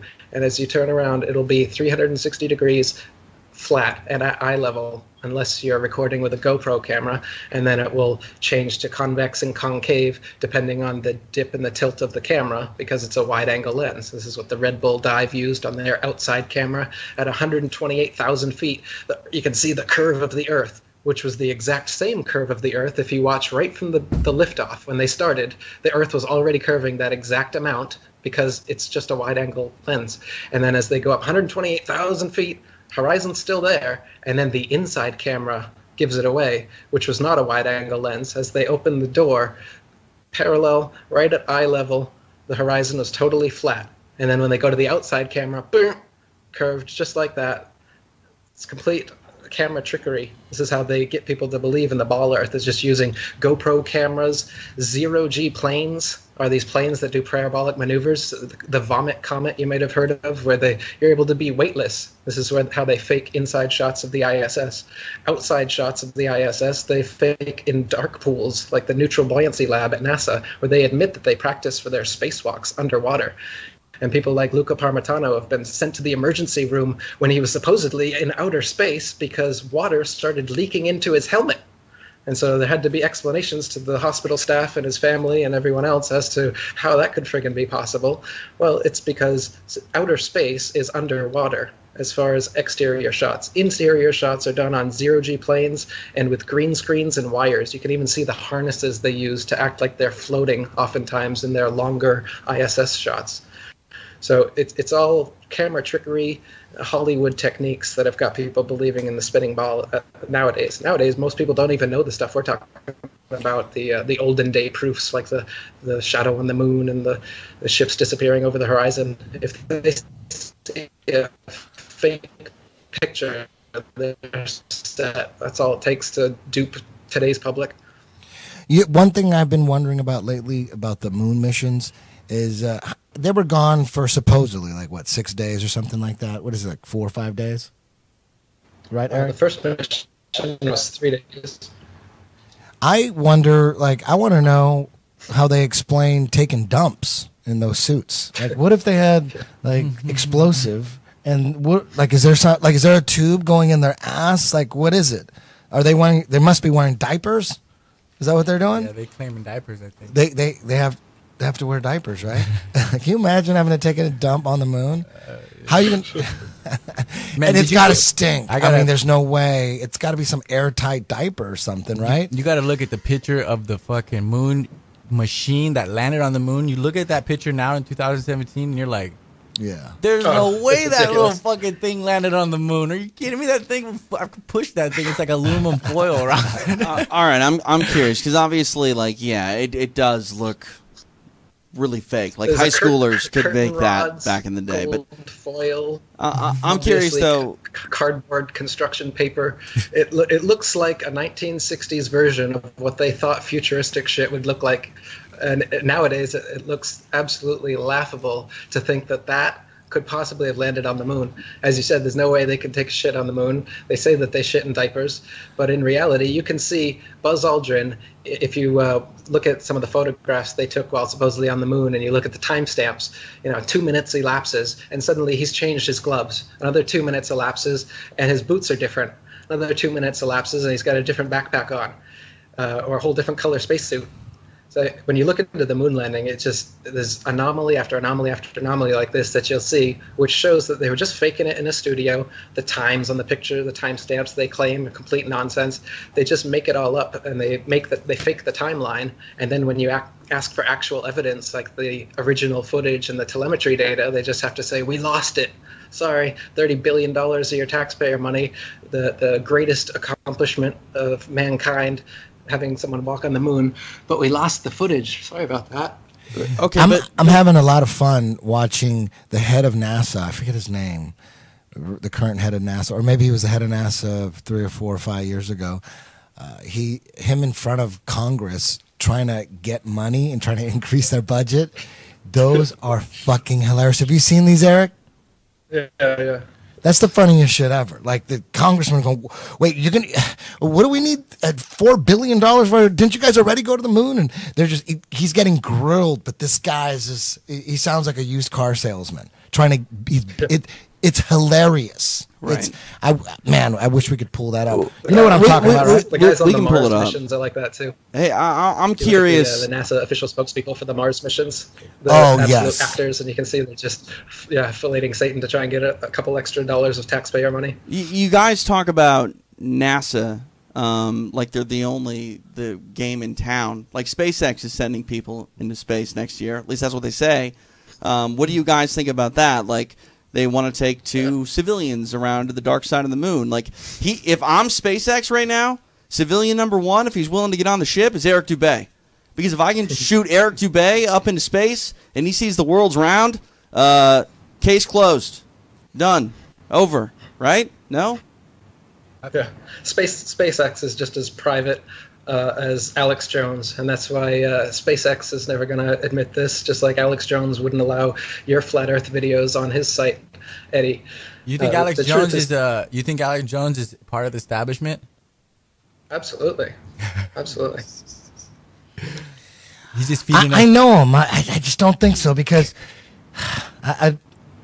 if he is controlled opposition, they fucked up. Because don't you think the establishment, the globalists, the people in charge, don't you think they wanted Hillary to win and they didn't want Trump? Because that's why everyone's against Trump. The CIA is against Trump. Everybody's against Trump. The whole political system, the Republicans, Democrats, entertainment, it's like Trump was an accident. And if Alex Jones is controlled opposition, that's a big fuck up there, right? Because he was responsible for Trump getting elected pretty much, right? There you go. Alex is just as establishment as Trump is, but the establishment wants you to think both of them are anti-establishment. And that's how their WWE game works, where they give you their polar opposites and you pick one or the other, and you're controlled either way. I think he really, really cares about bringing liberty back to this country. I think he really is anti-globalist. Your video. Well, he censored. Absolutely. That's why he censored your videos, because he totally cares. That's why your videos were allowed up for the first video was up for 5 hours before he took it down, where you mentioned my name over and over again. And then the next video, you did the same thing. That one lasted 4 hours. But it's flat Earth, though. I understand, because when I first heard of it, like I said at the top of the podcast, when I first heard, you didn't just hear of it. I've been telling Alex Jones about flat Earth since 2009. But don't you understand how crazy it sounds? It does sound crazy, and most people think it's crazy. I was violently opposed to flat Earth. I understand people not buying into it at first, and maybe not ever. There's enough debunker videos out there that that if you get on the wrong video, it could just kill your whole journey. Your truth journey by picking the wrong video, and then it's, you know what I mean? I understand why people laugh at the flat earth theory, because I did. I thought it was ridiculous. It made me angry and shit. So I get it. None of those guys at the Alex Jones show, to me, there's a big crew, and I can't say they're being paid by someone. They are, you know, they're on a certain level of conspiracy theory, right? They're 9/11's inside job. JFK was a conspiracy. They're on that level, but the flat Earth, space don't exist the way we think it exists. We've been lied to, and all that. That's a whole nother level. You know what I mean? So it'll take some time, but I think Alex Jones pulled my flat Earth stuff because it might distract from what his mission is. His mission is all about Trump. You know, let's get Trump through. Let's protect Trump. It's all about Trump. That's his mission. If he started talking about like, you know, Holocaust denier type stuff, he ain't going to talk about that. That'll just kill his mission. He can't bring that up. Even Holocaust deniers won't bring that up if they're trying to make a point about some other stuff. They know that'll kill their point. So let's just stay away from that, because right now it's not the right time. There's another mission. And Alex Jones' mission really is, it's on a political level. He's trying to, he's on air burying Hillary. I like that. He's on air burying CNN. I like that shit. Trump said CNN is fake news, then he calls it very fake news. I don't know. Trump may be a trick, but damn, he's calling CNN fake news.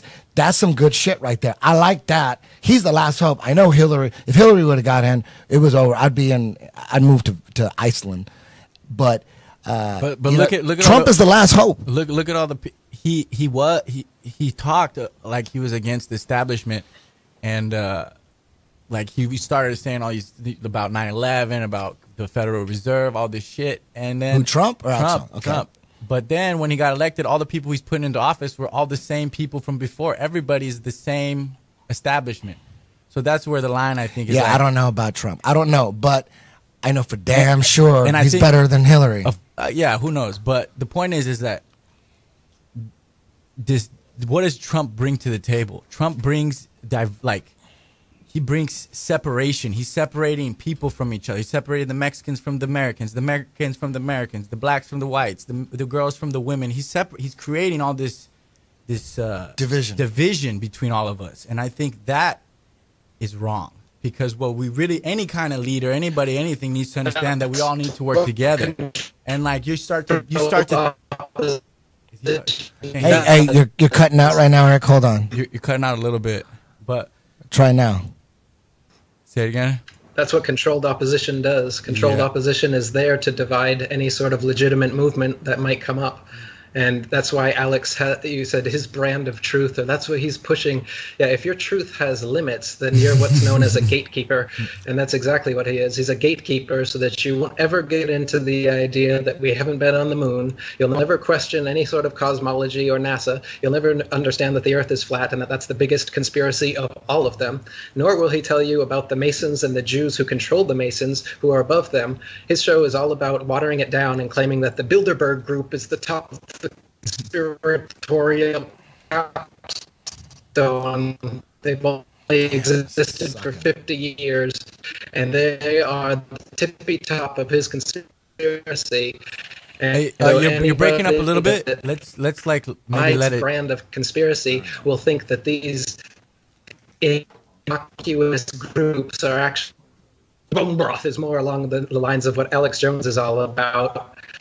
The more bone broth and other that's what it's about. He's not about truth. I've been talking to Alex, trying to send him the truth for the longest time. He knows about me. That's why he deleted me off of your YouTube video. He's a complete gatekeeper, and it's so obvious to someone like me who's a genuine truth seeker, and I've been in this thing for over a decade. But I understand that, you know, Trump and Alex Jones, they are the second level gatekeepers for people that have broken through the mainstream and they don't actually get how deep the conspiracy goes. They're there to corral and honeypot you into never getting further than their little brand of the truth, which is, sure, he says a lot of great stuff. I mean, I was an Alex Jones fan, and I agree with 80% maybe of the things that he says, but it's the 20% that not only does he not get into, but he purposely covers up. He will shut off your phone call. He will take down your video, and when you talk about flat Earth, and, oh, that's a fake phone call, cut him off. That's a flat Earth. He knows about this. He knows about all the questions about the moon landing hoax. I've seen him interview Buzz Aldrin and all the other people. He's heard you, Eddie. He knows everything. Look at their face. Look at Leanne McAdoo as she's interviewing. I mean, the gatekeeping couldn't be more obvious. I've talked to probably more people than anyone on this earth about the flat Earth, and normal people do not act the way that the people at InfoWars act when you're just trying to, especially when they're supposedly trying to give you a voice. You don't act that way when you're just having a conversation about these things, especially when you're conspiratorial-minded like Alex Jones. Why the heck can't he... I can't fathom that. They lie about everything else, but they don't lie about this. And of course, the voice I'm doing is part of the shtick too. I haven't heard of conspiracies for the first time, and Alex Jones is your first introduction into this, and you see him just going off. And there's compilations that are hilarious. I love watching them. I think you think that this is where your truth is coming from. This is obvious gatekeeping techniques. David Icke did the same thing with his shape-shifting reptilians from the Hollow Moon base. He gives you all this great information. I agree with almost everything he says, every book he writes, and then he comes out, oh, by the way, the elites are all shape-shifting reptilians that come from a Hollow Moon base from Jacronis. Okay, David, what the... You know what's up there. These are controlled opposition. That's what Lenin said. If you want to control, if you want to control the opposition, you have to lead it ourselves. And so they know this. They don't just give you one side of the coin. They give you the other side. And that's why everyone's falling for Trump and everything. Is, oh, look, he's saying what I want to hear. He's saying all the right things. Of course he does. Obama used to say all the things you wanted to hear 8 years ago, too, and that's why he got elected into office. They just update their rhetoric with the contemporary... Yeah, Trump could be part of the whole program, because based on CIA whistleblowers, based on what they say, CIA is designed to just destroy economies and just go in there and fuck up countries like they've done in every South American, Central American country. All of them are in shambles economically, and that's the way it is. You take a country that's easy to control when they crush the economy, easy to control. I just got back from Brazil like 2 weeks ago, and it's like, how the fuck you're gonna tell me this country that has all the resources in the world, has the best soil to do all this, and and I'm driving through the slums. I'm like, how is this even possible? How did this get this way? Obviously, this wasn't an accident. It's not a complete shambles because it is an accident, because accidents correct themselves. People correct it. People are always working to get better. Nobody's working to get worse unless you're being purposely, unless somebody's putting holes in your boat on purpose or blowing your boat up. Either way. Yeah. Every country south of America, Mexico, all the countries, Africa, all of them. Just on this side, all of them are in shambles. They're all third world type countries. You don't think they're trying to do that here? I think it's the easiest way to control, because the globalists, the people that are running the planet, I'm guessing they're not all American. I'm guessing they don't give a shit about a country. I'm guessing that it's all about control with them. And it's easier to control a country when you have them broke down. They're all fighting against each other. Yeah. Ignorant. You keep them ignorant. You keep them dumb. You keep them put them on poor. Put them shitty jobs. On government food. Put them on government health care. Put them on all that shit. So if anybody steps out of line, boom, you pull the plug on them. Bam, boom. What? Boom, bam. You there, Eric? Yep. You got it. We lost you for a while there. We lost you, man. Yeah, sorry. Yeah. So enough about Alex Jones. But let me say this about Alex Jones. Let me say this. I think there's I know you think he's like getting paid to say certain things and all that. I don't know. Anything's possible, I guess. But Alex Jones was on JRE. and that's the biggest podcast of all time, right? So whatever anybody thinks about Alex Jones, that podcast is the biggest podcast of all time. He did take a lot of people who were completely asleep and kind of get their eyes open. I mean, that's why it was the biggest podcast of all time, the biggest show of all time. And he got some people that were totally asleep, and he got them to wake up a little bit, even if it's just JFK or Pizzagate or Tower 7 or chemtrails. Even if it is something like that, you can't go from being totally asleep to believing in the flat earth theory. You got to bring them along. You got to, explain Tower 7 a little bit and kind of wake them up. You don't want to jump into the crazy shit right away. There's a way to do it. You know what I mean? You don't want to jump into the... So whether Alex believes in flat earth or not, I believe he's just like most people that think it's so crazy. I believe he thinks you're crazy, and I believe he thinks that you're a waste of time. And most people do. Most people don't believe you. I love the things you're saying. I love the way you break down NASA science. I love that shit. I love the way you break down what we were brought up to believe. I love that shit. But most people don't. And just because Alex Jones doesn't want to have anything to do with you, I get it, because I was that way. I was, if someone would have introduced me to you a year ago and you were trying to come at me with flat earth, I would think you were the biggest fucking idiot ever. And I would tell you that. And maybe I wouldn't tell you that. I know you do Wing Chun. Maybe I wouldn't say anything. But yeah, I get it. So my point is, Alex Jones goes on JRE, opens up, he cracks open a lot of brains, even if it's on the low level conspiracy. And even you yourself, you said, I've heard you talk about how you got into flat earth at first. You got into Alex Jones, you got into 9/11, JFK, and then you thought Alex Jones was a gatekeeper. So then you moved up to different levels of conspiracies. But even just that, you could say he is the gatekeeper. He did open the door. So whether he's getting paid by Israel or whatever that is, we're right here, me and you, talking. You know what I mean? And people always tell me Alex Jones is a shill. You're not the only one. I've heard that by so many different conspiracy theories, and I think a lot of it has to do with you're on different missions. If you're on a mission to wake people up about healthcare or whatever, that's your mission. If you're on a mission to wake people up about what's going on in Africa, that's your mission.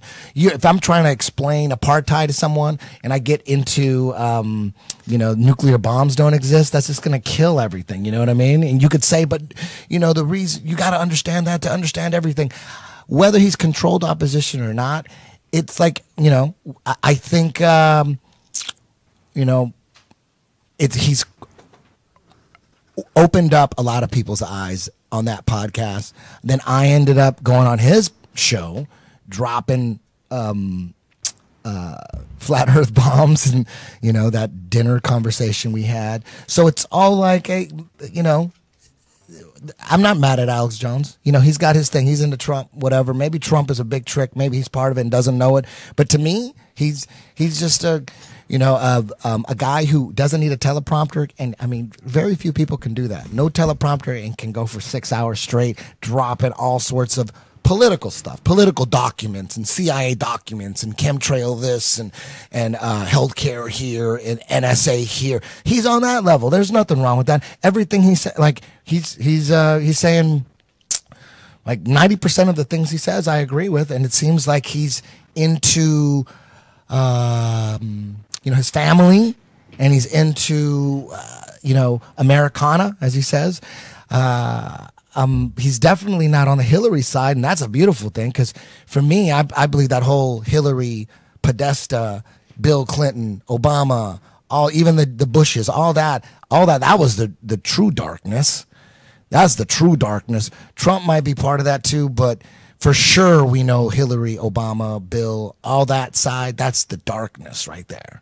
So maybe Trump is part of it. Maybe we got fooled. Maybe they had him team up with Alex Jones to take to take the propaganda up another notch. You know what I mean? That's because if I was in the Illuminati, that would be my idea. I go, dude, the next president, we got to get him into Alex Jones. We got to get him into conspiracy theories. People go, oh shit, he's the truth, right? It would have to be something like that. We'd have to go high level sophistication, because Obama kind of did that, because when he was running for office, he had posters of Che Guevara like behind him. So people were thinking, oh man, he's all about, true revolution. This guy's the man. And people were believing, and he's such a good speaker. And Obama, and then, plus he was black, and people were like, hope, oh shit, and then once he gets in, you're like, oh my God, he's just part of the whole program.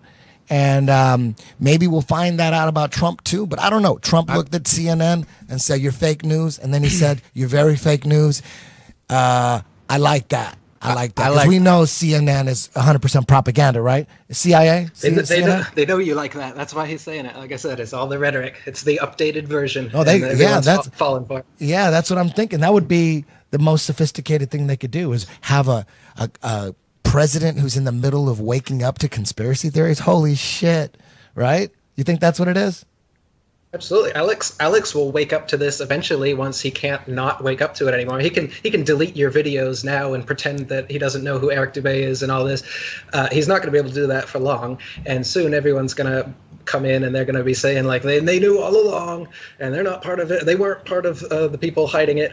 And yeah. No, you think you think the masses will ever? You think it is growing at a tremendous pace, the flat Earth movement. That is pretty incredible. I think the flat Earth is just one part of many things, and I think really there's no president that's going to change the world for the better. Nobody's going to come in here and be like, let's make this a better place. That was JFK, and he wasn't here for long. So I think now it has to be, everybody has to understand that we are all here together. We are all working together, and we can change the world ourselves. Nobody's going to come in and just make the world the way you want it to be. It's the same way. It's like I own a company and I want to hire somebody and then just expect that them, when I hire them, that they're going to do the perfect job. It's like, no, the people, you need to work every day. The people need to all be on the same page.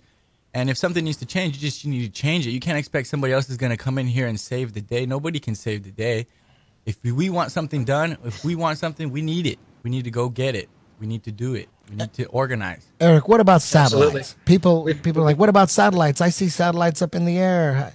Like, to me, it would be impossible to see a satellite if they're about the size of a bus and they're like 100,000 feet in the air, and a lot further than that. And then a plane, a 747 is way bigger than a satellite. But let's just say that a satellite is the size of a 747 jet.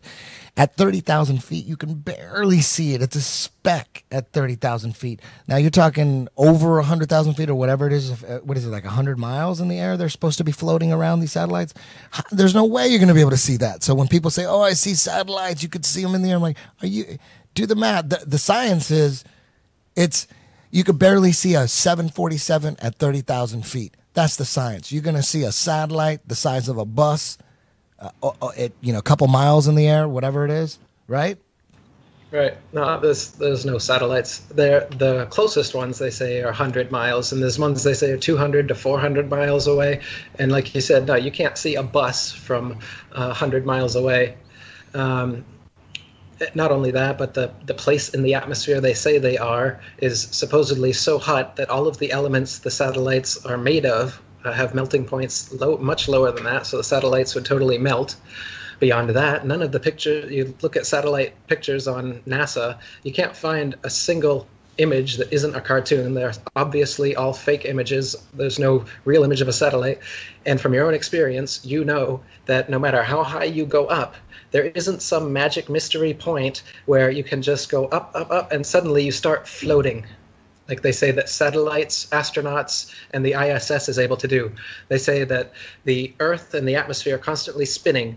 So the higher up you go in the atmosphere, the higher the rate of spin, so that where the ISS is, the atmosphere is actually spinning at 17,500 miles per hour. When you see those images of them like they're out in outer space in the stillness doing their little slow motion movements underwater, they say that they're actually moving at 17,000 miles per hour. And then they say that the atmosphere can continues to go faster and faster to some unknown point where they won't tell us because it would collapse the whole nonsense if they did. But at some unknown point, the progressively faster spinning atmosphere gives way to non-spinning vacuum space, non-atmosphere. So there's like a point where you just pop out, and instead of coming right back down to Earth like everyone else, a skydiver, anyone else that's ever tried to go high up, there's this point, and then you float out and you're in a vacuum. And somehow they say a vacuum, a negative pressure system, can exist adjacent to a positive pressure system, an atmosphere, without a solid barrier in between.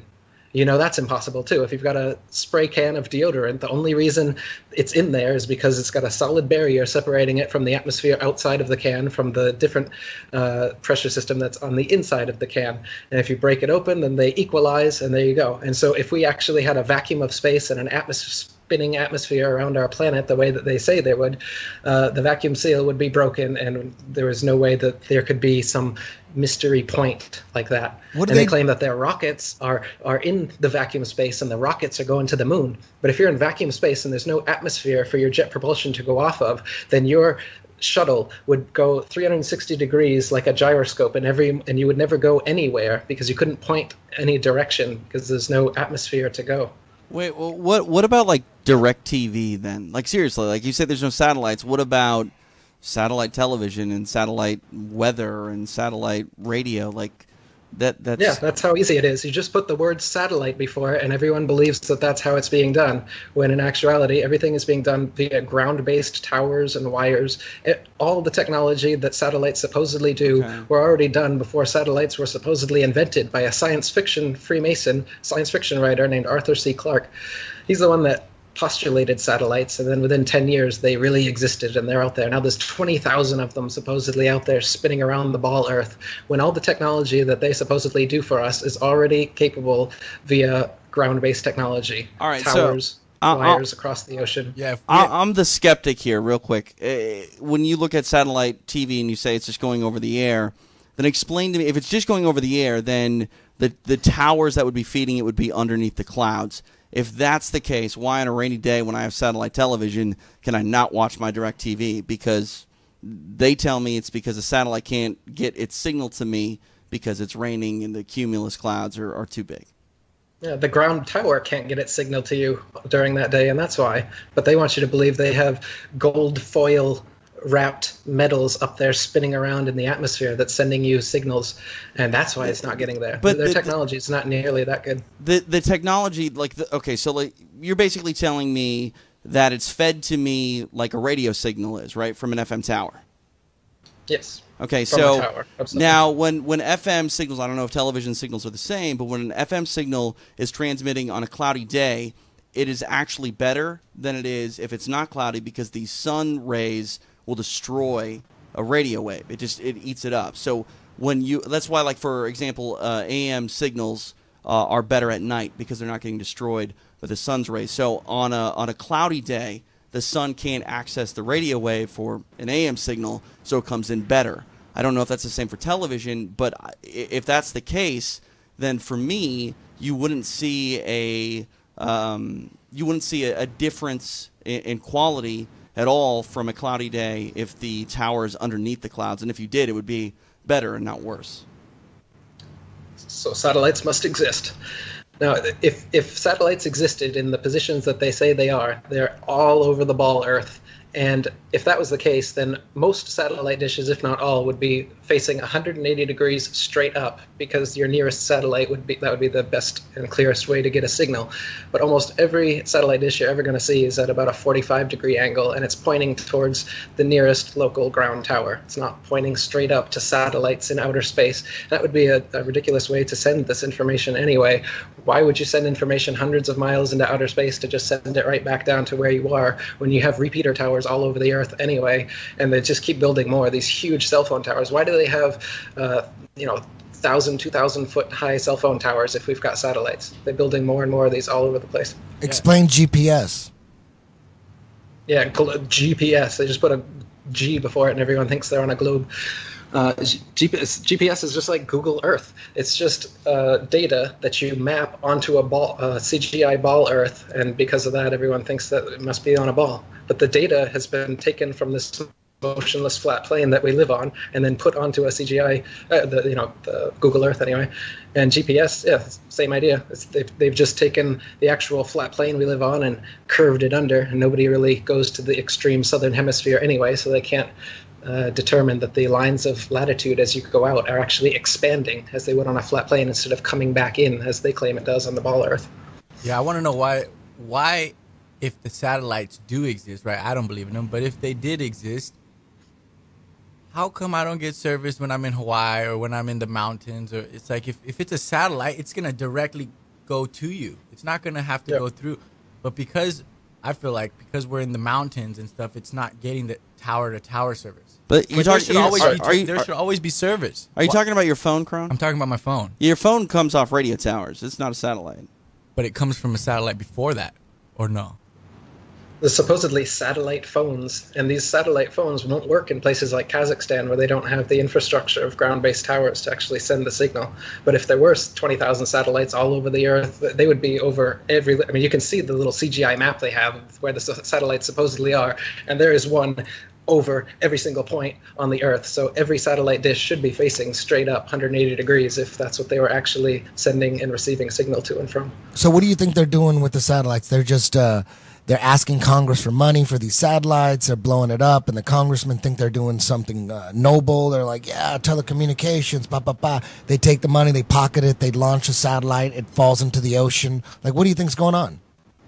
Yeah, that's the same thing the rockets do. Yeah, more ways to swindle your money. Rockets don't go up, up, up, and then pop into the vacuum of outer space like they say they do. You can watch any rocket launch you want to, and you're going to see a parabolic curve, just like anything that you try to shoot up in a straight line. It's not going to infinitely go up and then start to float somewhere. It comes back down, and it makes a parabolic arc. And, of course, all of their rockets do so, and they have to give an excuse for it. And they say that they're going over the curve of the ball Earth. But really, they're just shooting rockets into the ocean and then retrieving them. And you can see them doing that. You think that there's... Any picture of a rocket's the same. You think there's satellites and stuff up in the air that are not outside the dome, that are just inside floating up there, like the space station and stuff like that?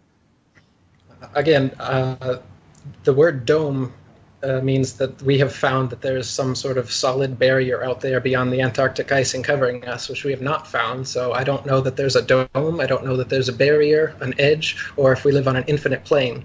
So I wouldn't say anything about a dome. All I know is that the Earth is flat and motionless, and they won't allow us to explore Antarctica, so we don't know how the flat, motionless Earth ends, whether there is an edge, a barrier like a dome, or if it's an infinite plane, or if there's other puddles beyond here. Or it's open to speculation right now because they won't let us independently explore it. But what I don't like is a lot of these flat Earth researchers who are coming into this now, some are more genuine than others. A lot of them will say that it's definitely an infinite plane, and they'll name their channel after it. Or they'll say it's definitely a dome, and their whole channel will be about being in an enclosed system, when neither of these people have any evidence that it's either. And so it's disingenuous to state as fact that we live under a dome or that it's an infinite plane or anything like this. And of course, this is what I expected when I started breaking this flat Earth information. They're not just going to let me do this. They're going to bring in their gatekeepers, like Alex Jones and like the others. They've got smaller gatekeepers for the flat Earth that they've brought in to distort the message. And they give fake flat Earth arguments, hoping that you'll reach them before you reach someone like me. And then you'll hear their stupid arguments saying that gravity's real, but the flat Earth disk is constantly rising, and that's what causes us to, things to fall. They'll give explanations like this, which to any sound thinking person will totally reject, and then they'll totally reject the entire flat Earth model based on these little bits of disinformation that are being given. And that's exactly what Alex Jones and the other gatekeeper disinformation agents do. They give you 80-90% truth, as we're saying, and that's how they hook people like me and others, because they are saying truth. But then at the same time, they're feeding you a bunch of lies, and they're trying to take you off course. And the Flat Earth movement is no different. It's absolutely full of shills and gatekeepers and controlled opposition, giving you different maps and models. There's a square Earth. There's a heart-shaped flat Earth. They've got all this crap that they're coming up with, and it's to try and corral the movement so that you don't find genuine researchers first. You're talking about, well, Alex is the biggest podcast ever. He woke up new people. Yeah, that's the point. He's a honeypot. They want to bring you into his version of reality. They don't want you to come to someone like me or other genuine people who have gone much further down the rabbit hole. They need to gatekeep you and stop you there. So they tell you the true information to corral you, and then they have their limit that they won't go beyond, which it's completely obvious where Alex's limit is, and you've experienced it yourself, and you'll continue to experience it as this goes on. But who are people we shouldn't listen to as far as flat Earth, in your opinion? Who are the shills? Who are the most obvious ones? Can you say, or will you get sued? What I'll say is we keep really good track of them on IFERS, the International Flat Earth Research Society. We have a group of people, and we keep track of what the various flat earthers are claiming, and then we write it down on the forum so people can see for themselves who is saying what, and you can do experiments for yourself to figure out what's reality and what's disinformation. And the more disinformation these people speak, the more suspicious we are of them, and the more likely we would be to call them a gatekeeper or shill or anything like this. So if you go to ifers.123.st, there's a whole section on there just for that, showing people that we think are genuine and not so genuine based on the information that they've been giving. What about, okay, you don't want to drop any shill names, but what about guys that we can trust, in your opinion? Who are some names? Same thing. You can't say? We keep, anything that's on there are people and videos and information that we've found reliable. So if you go to IFERS, all the people that are on there, all their videos that we recommend there, you'll find a bunch of different, and there's more popping up all the time, which is great, which is what I want, by the way. I don't want to be the flat earth figurehead, and I don't want these other disinformation agents to come in and take it over either. What I want is a grassroots movement of just all these little channels, just normal people doing your own experiments, making your own flat earth videos, and that way we'll be able to counteract these figureheads that are popping up. They're having their own shill conference, I call it, Shillfest 2017 in North Carolina, and all of their main disinformation flat earth people are all speaking at that, and they're turning it into this big money grab event where it's really expensive for tickets, and they're selling all these items and turning it into this like flat earth franchise or whatever, and all the heroes, they even have like special tickets you can buy to have like private time with some of these people. It's ridiculous. So they're trying to turn it into this circus of disinformation agents, and myself and others have exposed that on IFERS. So I recommend they go to IFERS. You'll find both who's genuine and the genuine information, and you'll see who are disinformation agents and why, and what kind of things they're saying, and why we suspect them to be disingenuous. Now, a little off topic here.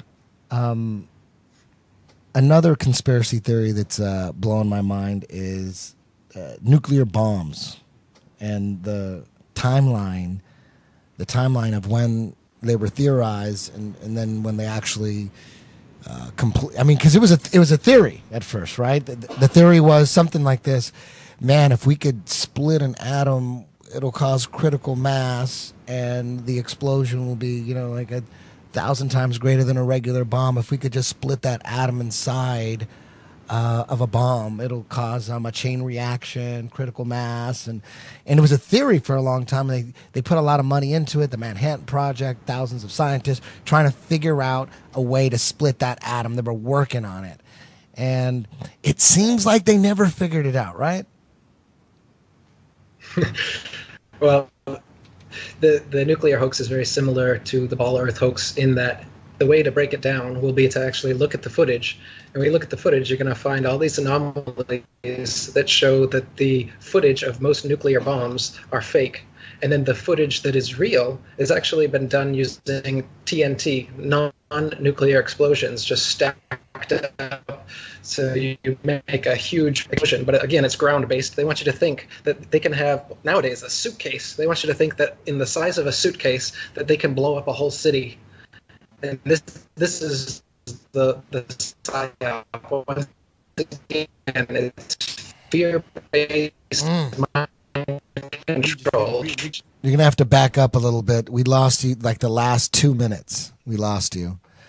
You were basically saying, how when everyone is brought up looking at those nuclear. Yeah, it was about the nuclear. Those nuclear bombs going off, and you see like some kind of hurricane red radiation wind sweeping through like a town and taking down buildings and shit. And I mean, doesn't it seem like it's fake looking back at it now? Like, who's filming that? Yeah, Someone how filmed? come the camera didn't get destroyed? Exactly. Who filmed that? It looks like, and then you find out about, I don't know if you know about this, Eric, you probably do, about Lookout Mountain Laboratories in Hollywood. It's back in the 50s, top secret Air Force intelligence base. It was a movie studio right in Laurel Canyon, right there in Hollywood, a movie studio that was way more advanced than any other movie studio. It was the highest, it was the best movie studio on the planet. And it was top secret, and they said that's where they edited nuclear bomb footage.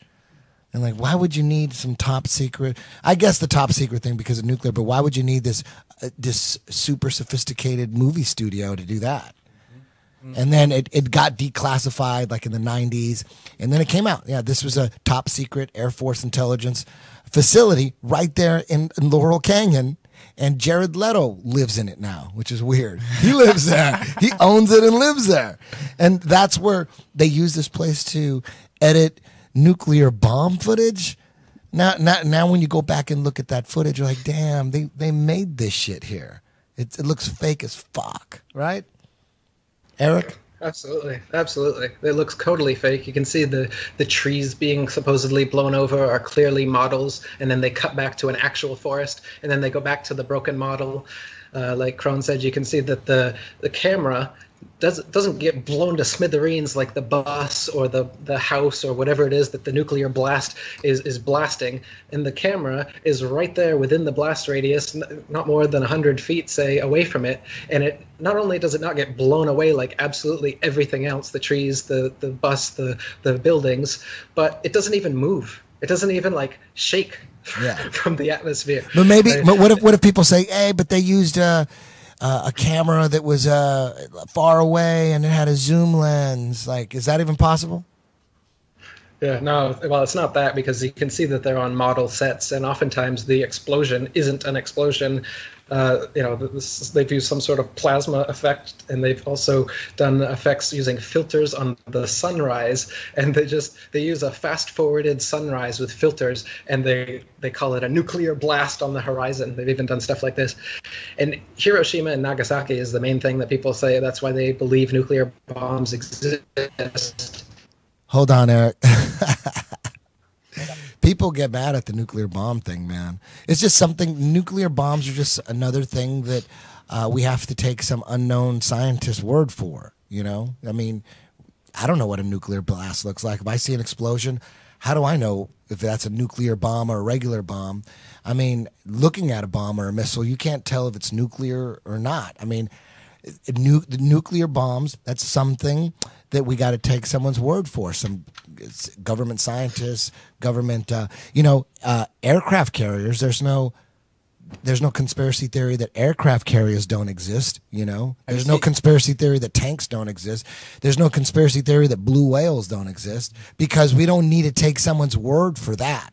But anything that we got to take someone's word for, especially corrupt ass governments, you gotta always be suspicious. Maybe this science coming from the government is true, maybe it's not, but I'm looking at it like these are criminals. And if I could imagine some kind of money trail, I could follow the money in my head. If I could think of it, for sure they have already thought about it. I'm no genius. But if someone explains, like someone could come up to me and say, hey, you know how the government fucks you in this way that I would have never even looked into?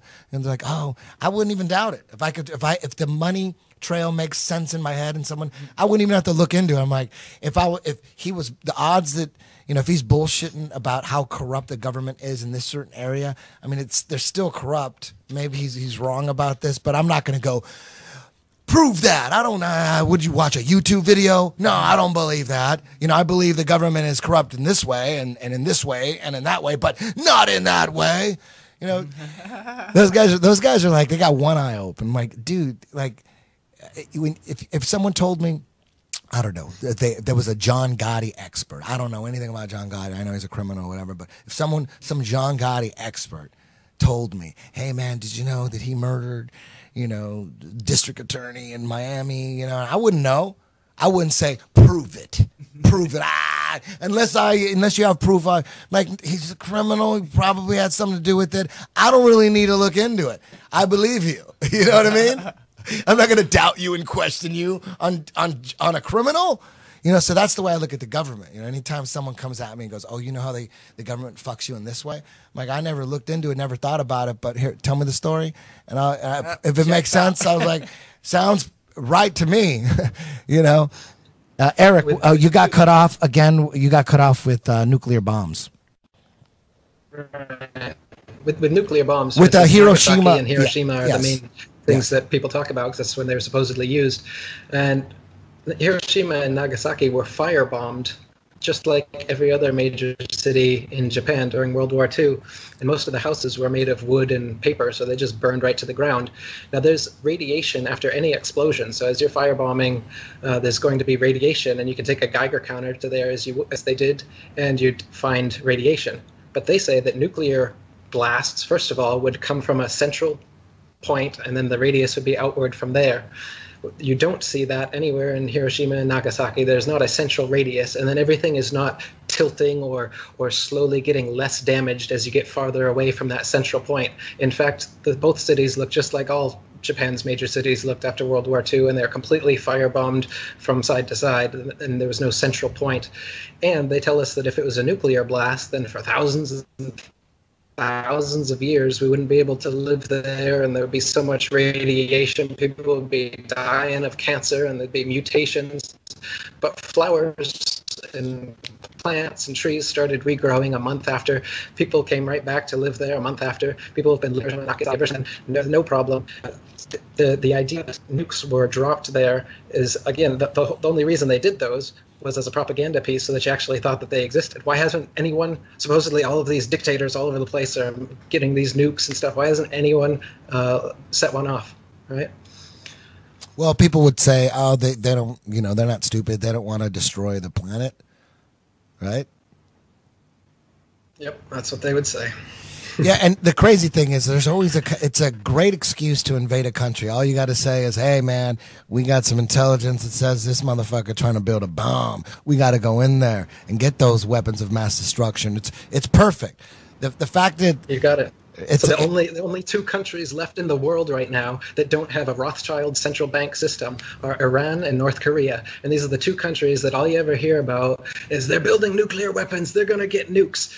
Well, what Iran and North Korea really are two independent nations that stuck their middle fingers up to the Rothschild central banking system that controls the entire world right now and won't even allow them in. And so all we get is propaganda about these places so that the public opinion will be swayed against them. And when eventually we have to go in there and create a democracy like we did in Libya and Syria and Iraq and Afghanistan and everywhere else that didn't have a central bank but now does have a central bank, you know, this is the plan. And like I said, there's only a couple of countries left, and they have these excuses like nuclear weapon, like they're the world police, and they got to go and protect us from these earth-destroying bombs that they've created. Now, what do you think about North Korea? I mean, of course, I can never remember his name, Jill Song, or whatever his name is. Of course, he's an evil dictator, right? Or is he a good guy? Like, I'm confused. Well, it's what's happening is you've got a world system that is trying to, like Kron was saying about South America, and you've got all these rich lands. People should all be wealthy. There's no reason that everyone should be living in slums. The world provides everything for us. Parasites that are sitting on top of us, and they're just siphoning and sucking all of the money and energy out of the population. And so if you get a leader who says, no, I'm not going to allow it. I'm just going to close off our borders, and we're going to take care of our own people. We're going to have our own money system. We're going to have our own food. We're going to do our own shit, everything, and fuck you guys. Then the rest of the world that's on this system says, what? That's not okay. We want you to open up to trade. We don't want you to have someone standing against our system. We want complete hegemony. We don't want to have somebody opposing us and potentially giving an alternate system like Gaddafi did. Gaddafi was going to reintroduce the gold standard and was similar to JFK. He was going to bring in a bunch of real currency into the market, and that would have trashed their fake fiat currencies that they're constantly floating and creating out of thin air. And so they had to kill him, just like they kill any dictator and demonize any dictator who's actually trying to help his people. Now, at the same token, I'm not going to say that, Kim Jong-il or any other dictators aren't completely benevolent or whatever. I'm sure that there's evil things or bad things that they may or may not have done. But the point is, what I want people to take home is that you're getting your information from the people who hate these people. You have to say, and that's all they ever do say, is that he has brainwashed every single person in his country, because every single person in that country loves him and they love what he's done for North Korea, and they're against him. The West has done the same thing. Globalists, the New World Order, comes in and takes and puts everybody on this global system of theirs, the money, the one world money system. They've got fiat currency out of nothing. Made out of nothing. That's the main scheme. Am I gone again? You were gone, but now you're back. TJ, what do you think about this? I don't know, man. I'm taking everything in here. I have a lot of questions, and they're a little bit off topic on where we are now. But we're talking about Antarctica, and how we're not able to just go ahead and individually explore. Can we talk about that? Because yes, for as far as I know, didn't Metallica play a show in Antarctica or something like that? I remember hearing something like that. And here's another thing with the Antarctica thing, Eric. There was a guy, an astrophysicist. I think he was from either Austria or Bulgaria. His name was Auguste Piccard. He was supposedly in the 50s the first one to go 100,000 feet in the air in a balloon, and he had a little submarine little thing attached to it, and he went up 100,000 feet, and then he apparently said that at that level the Earth appeared to be a flat plane with upturned edges. What do you know about Auguste Piccard? And yeah, well, he's just saying that at the time people said that the Earth was a ball, so that the point right below you should be the closest point to you, and the points furthest away should be coming away from you.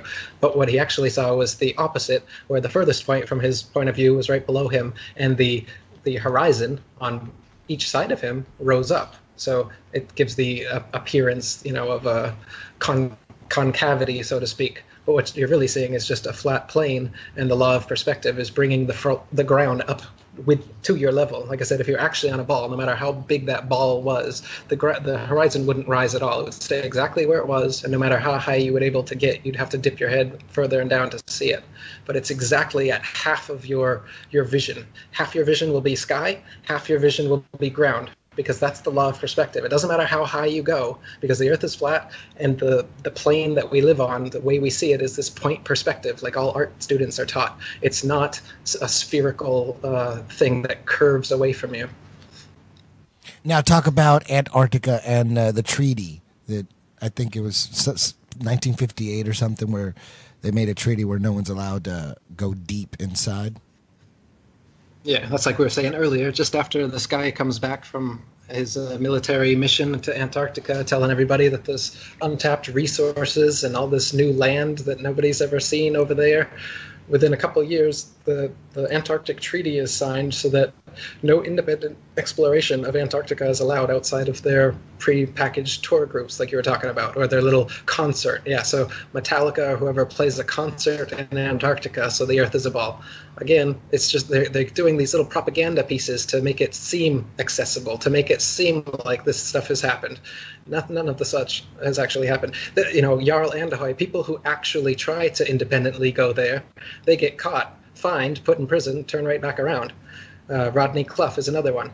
So independent people who want to go there, and they don't tell the government first, they don't pay money to these little travel organizations to have their photo op on the pre-approved spots in Antarctica. People who want to actually independently travel for themselves have been arrested, and there's a treaty preventing it, so that it's being patrolled. They don't allow anyone to get to the edge where they, not the edge of the Earth, but the edge of the oceans, which is where it's contained by the ice wall. How have these people tried to access Antarctica? I mean, I assume it's by ship. Has anyone tried to put a bunch of fuel in a plane and fly over the damn thing where they can't literally be stopped unless they're shot out of the air?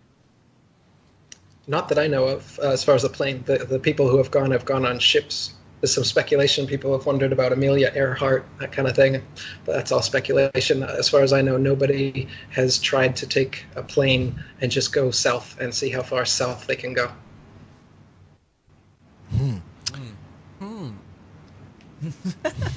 South Pole. Now, man, shit. Boom. I'm convinced.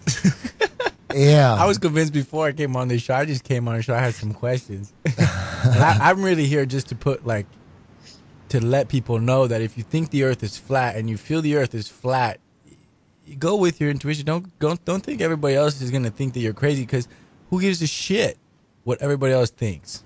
Now, what do you say about those guys that say, well, what about all the scientists from all, you know, over the last 100 years, all the astrophysicists, all of them, all the astronomers and all the science and all the great minds, they all believe the earth is round. Not Tesla. Tesla didn't think Tesla that? didn't believe in gravity.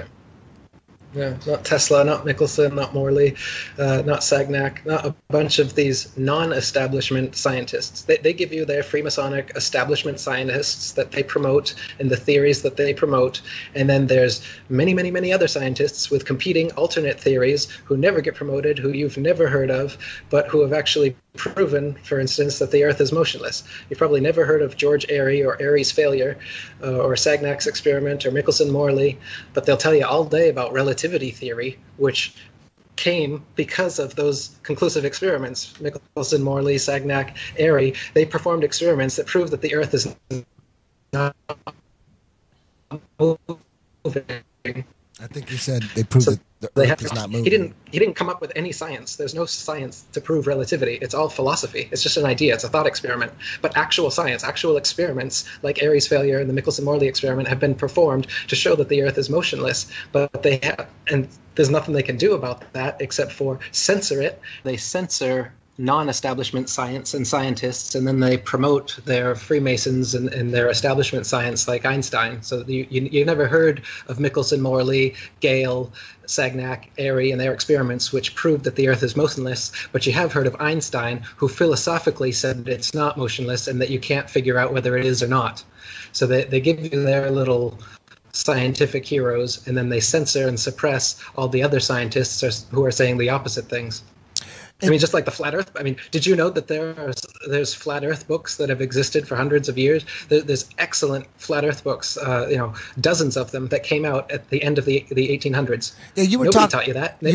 You were talking about that at the top of the podcast, where there was a resurgence in somewhere like in the 1800s there was a flat Earth revival, and there was books. Talk about those guys. Like who were those dudes that were writing those books? The main guy was Samuel Rowbotham, and he just did a bunch of experiments for over 30 years, wrote a bunch of books, and did lectures all over Europe talking about the flat Earth and exposing the heliocentric theory.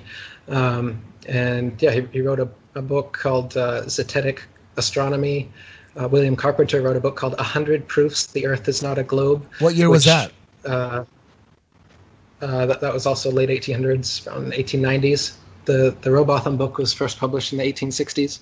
He did experiments over water, seeing if water was convex or flat, used theodolites, telescopes, flags, spirit levels, sextants, used different instruments to record that the supposed curvature of a ball Earth, 25,000 miles in circumference, should be 8 inches per mile when you square the mile. So spherical trigonometry, as you drop off on a ball, the drop gets bigger and bigger as you go. So in, say, a 6-mile channel at the Bedford level, where he did some experiments, depending on where you measure the curve from, that would make a 6-foot-high dip in a 6-foot-high peak, and 6-foot dips on either end. Or if you measure from here, it would be 16 feet going down. And he did different experiments to show that there's not even an inch of curvature. So, I mean, and there's many experiments that have been done since then to prove that the curvature would be visible at sea level even. You go to the beach and you see totally flat beach horizon and you think, well, the Earth's just really big. I wouldn't be able to see it. But you can see from the left side of your periphery as far as you can go to the right side of your periphery as far as you can go, which is actually at least twice as far as the horizon is straight in front of you, which they tell you is the curve of the ball Earth. So that's another way you can know that it's not the curve of the ball Earth, because you can see right and left of you twice the distance, and that's not curving away. So how could half that distance supposedly be curving away? TJ, what do you think about this so far? Is he getting you? No, but No? Here's the problem. Okay. I've done this thought. I've had this thought my entire life about the Earth being round, right? Like, I've been told that. Yeah. And you're not going to be able to convince me on one conversation. Like, this is something that I'm going to have to go ahead and research, even if I want to. Like, that's the question. Like, to me, I'm open to the Earth being flat, but why would I care? Why would I give a shit? Like, I'm not going to fall off. I understand that I'm not going to fall off. If there is a flat Earth, you guys are telling me that I can't even get to the edge because I can't get to Antarctica, and that's the key to getting to the edge. So as a guy who makes podcasts for a living and is consumed with mixed martial arts, what do I care whether or not the Earth is round or flat? Eric? Well, if you care about truth, then you should absolutely care. And if you care about your existence and humanity's existence, then you should care where we came from and what we're living on. And like I said, it's the biggest lie possible. So when I hear this all the time too, people say, what does it matter if it's flat or a triangle or a square? I don't care what shape the Earth is that I'm living on. What a waste of time. Yeah, it's not about the shape. It's about the lie. It's about the fact that we've been lied to for 500 years and we're still being lied to, and they're fleecing us of money and they're fleecing us of our actual purpose here on Earth and where we come from. Do you think that you came from a big bang explosion accident of matter, and then humanity and consciousness and life just randomly somehow evolved out of that explosion? Is that the cosmology that you've chosen to believe in? If it is, then it's very important, because that's absolute nonsense, and you've chosen to believe in a metaphysics and a physics, which are fairy tales. And if you don't think that's important, I don't understand you. I don't understand how you could think that that is not important, to know the truth of the Earth, where we live on and where we've come from. Sure. No, I can understand that. But my thing is this is something that, again, this is all relatively new to me. Like, I haven't put a lot of thought into this, and why would I ever really think about it? Now, you can say it's, oh, you want to know the truth. Sure, and I agree. We've been lied to about a lot of things over the years. Is it chemtrails? Is it the Earth being flat? Is it all sorts of conspiracy theories, for sure. Like, those are interesting to me. I don't mind looking into them and having those conversations. I'm just curious when it comes to this, like, again, how does it affect me? Sure, globally, in the grand scheme of things, why am I here? How did I get here? Yes, I understand questioning those things. I mean, it's the same thing as religion. You can have that same sort of internal questioning. And I think, for the most part, if you just look at religion, I think a lot of people change their ideas on religion over their lives. I think a lot of people that are atheists, for example, are atheists young, but as they get closer to death, all of a sudden they start to think a little bit more about, okay, maybe there is an afterlife, probably because they're closer to death and they want there to be a continuation of life, so they're more open to the idea. Again, this flat Earth stuff is relatively new to me. I'm curious about the solar system. What does this mean for the solar system that I believe in? Is the moon not a round ball? Sure looks like it in the sky. Is Saturn, Jupiter, Mars, all of that stuff? Is that, It's all a lie, buddy. It took me a while too. Maybe it is. Maybe it is. But Eric, there's a documentary called The Principle. Have you seen this? Another controlled opposition, yes. Oh, really? Because in that documentary, they talked about the cosmic microwave background. It's like a snapshot of the universe, and they did it once in 2006, and then they did it again, I think, 2013. And they basically said that the stars are rotating around us, and we are the center of the universe, according to their science. So you think that's controlled opposition? What do you think that's about? Yeah, what you just said is true. Just like all controlled opposition, they have to mix in the truth with the lies. So their version of the truth is that we live in a geocentric system, which is true, but it's a geocentric ball Earth. spinning ball Earth. So they're just, again, what a gatekeeper does. And the principle didn't exist 10 years ago or 20 years ago because it didn't need to, but it does need to exist now. And this is what they do when someone like me runs the gauntlet of conspiracy truth. They have to set up the gatekeepers to corral people to not continue on and go as far as someone like me goes with it. So with the principle, they know that people have been talking about geocentrism and flat Earth, so they whipped up a documentary saying that, oh yeah, it is geocentric, but it's a spinning ball. So don't stick on the spinning ball. The moon landing is real. We've been to Mars. There's billions upon billions of planets. The solar system, all that's real. But the Earth is the middle part, not the sun. That's it. That's all the whole friggin' documentary is about, is they want to change your little perspective from the sun-centered to the earth-centered cosmology, all the while not talking at all about the fact that we're on a flat, motionless plane here and everything is revolving over and around us. They keep you with their space balls. So it's just yet another spaceball documentary where they give you a little bit of truth, geocentrism, and then feed you the usual pack of lies, the whole solar system, Big Bang, evolution, nonsense. Well, for me, it just made me more sure that the people at the top of astrophysics and all the scientists and professors, to me, it just proved that they don't know anything, and that makes me lean more towards flat Earth. Even though that documentary, The Principle, had nothing to do with flat Earth, it did have everything to do with what we're on being the center of the universe based on their data and their cosmic microwave background images.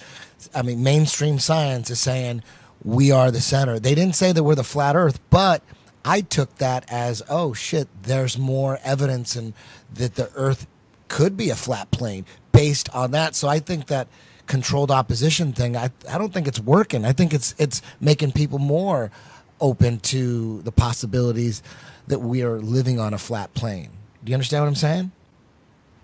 I hear you, but imagine if they went to my documentary instead of the Principle documentary. I'm not able to make as high quality a documentary as these people are. I don't have the distribution that these people do, but I do have the truthier truth than these people do. They're just taking you a little bit, and then they're packaging it so well that you think, oh, this must be what it is. Just like Alex Jones. They want you, they're giving you your figureheads so that you don't get all the way.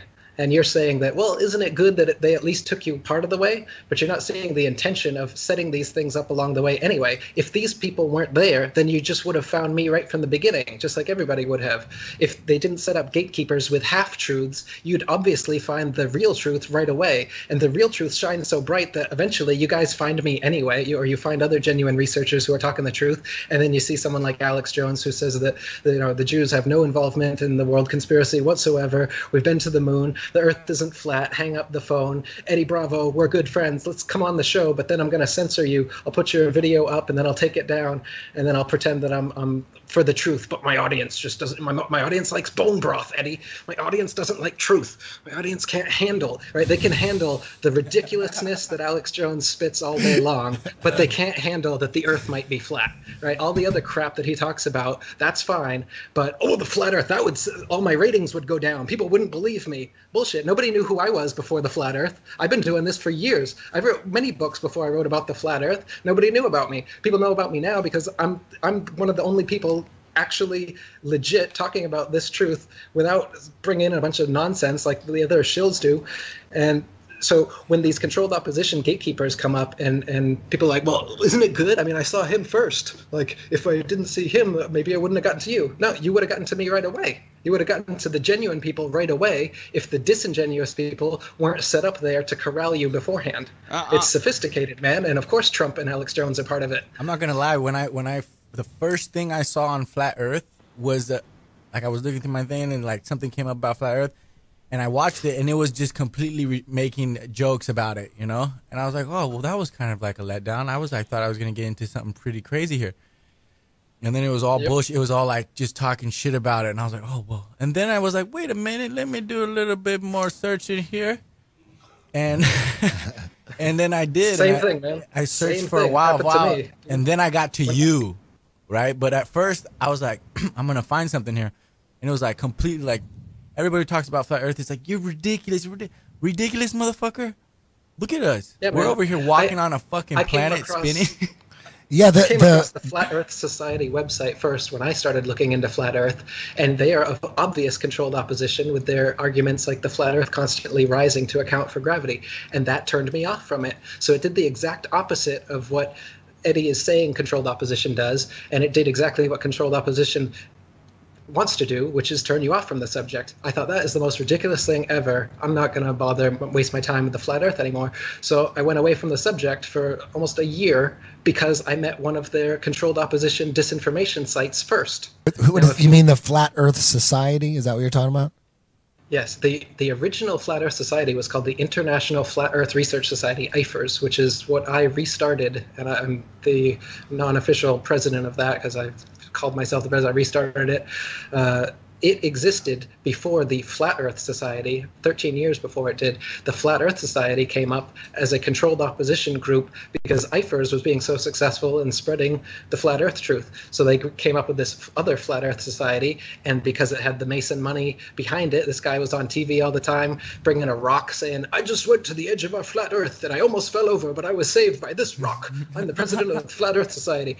And he makes the whole thing look ridiculous, just like David Icke and Alex Jones screaming and talking about reptiles. They make that look ridiculous. So they have the way to prevent these truths from coming out is you have to set your gatekeepers up to say a bunch of nonsense and a bunch of good stuff to corral everybody so that nobody gets to the real information, like happened to me. I was turned off from the flat earth because I found that shit first, and then eventually I found the old 1800s books, which was not controlled opposition. These are written by legitimate everyday guys doing experiments, and that's what brought me back to it. And this is what I'm saying. If all that was available for flat earth content on the internet was genuine people like this, everyday guys doing experiments, it would be faster than it is right now. The flat earth movement has been slowed down by these people, not heightened by them. Okay, so now what do you think? Based on everything you've listened to? What do you think? You're a Christian man. Because you're a God-fearing Christian. Christianized. Yeah. We got Christians hardcore Christians believe the earth is flat, right? I would think so if they actually look at Genesis and go, oh, wait, all land, then water came and separated everything. Okay. So what do you think? You think Eric Dubay's onto something? That's the first thing. Remember, you gave me his name. That's the first thing I went to. Of course, I saw a lot of stuff, too. Oh, so you've already listened to him before? Yeah. Oh, I okay. said, I got to at least find out something about this before I go on there. So I've been listening, and I love all the questions you guys been bringing up. That's what people have been sending me. The questions. Yeah. Yeah, but what about this? What about that? What question do you have? You have any questions, or have they all been answered? I've actually been answering them. I said, I can't ask anything now. Did we? So you hit everything. Really? Yeah. I've got one question before you wrap up, because obviously everyone has a lot of opinions on the Earth.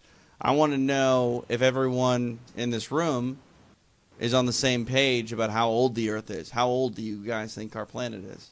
I don't know. There's no way that I would know. I'd have to take some unknown scientist's word for it.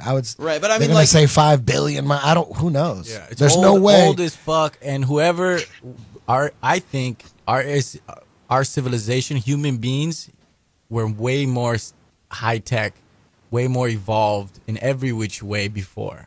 I think that's the truth. And then we came in for whatever reason. Now we're starting all over again.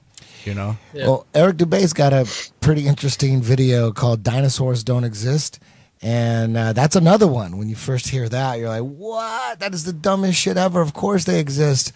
Everybody knows that epic battle of the Tyrannosaurus Rex versus the Triceratops. Everybody knows that shit. I saw it at Disneyland. Everybody's rooting for the Triceratops, right? Triceratops underdog with the horns.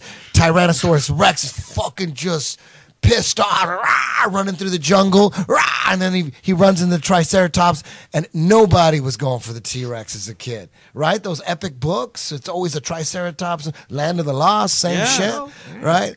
And the one thing I found out from Eric Dubay's Dinosaurs Don't Exist video is, I didn't know this.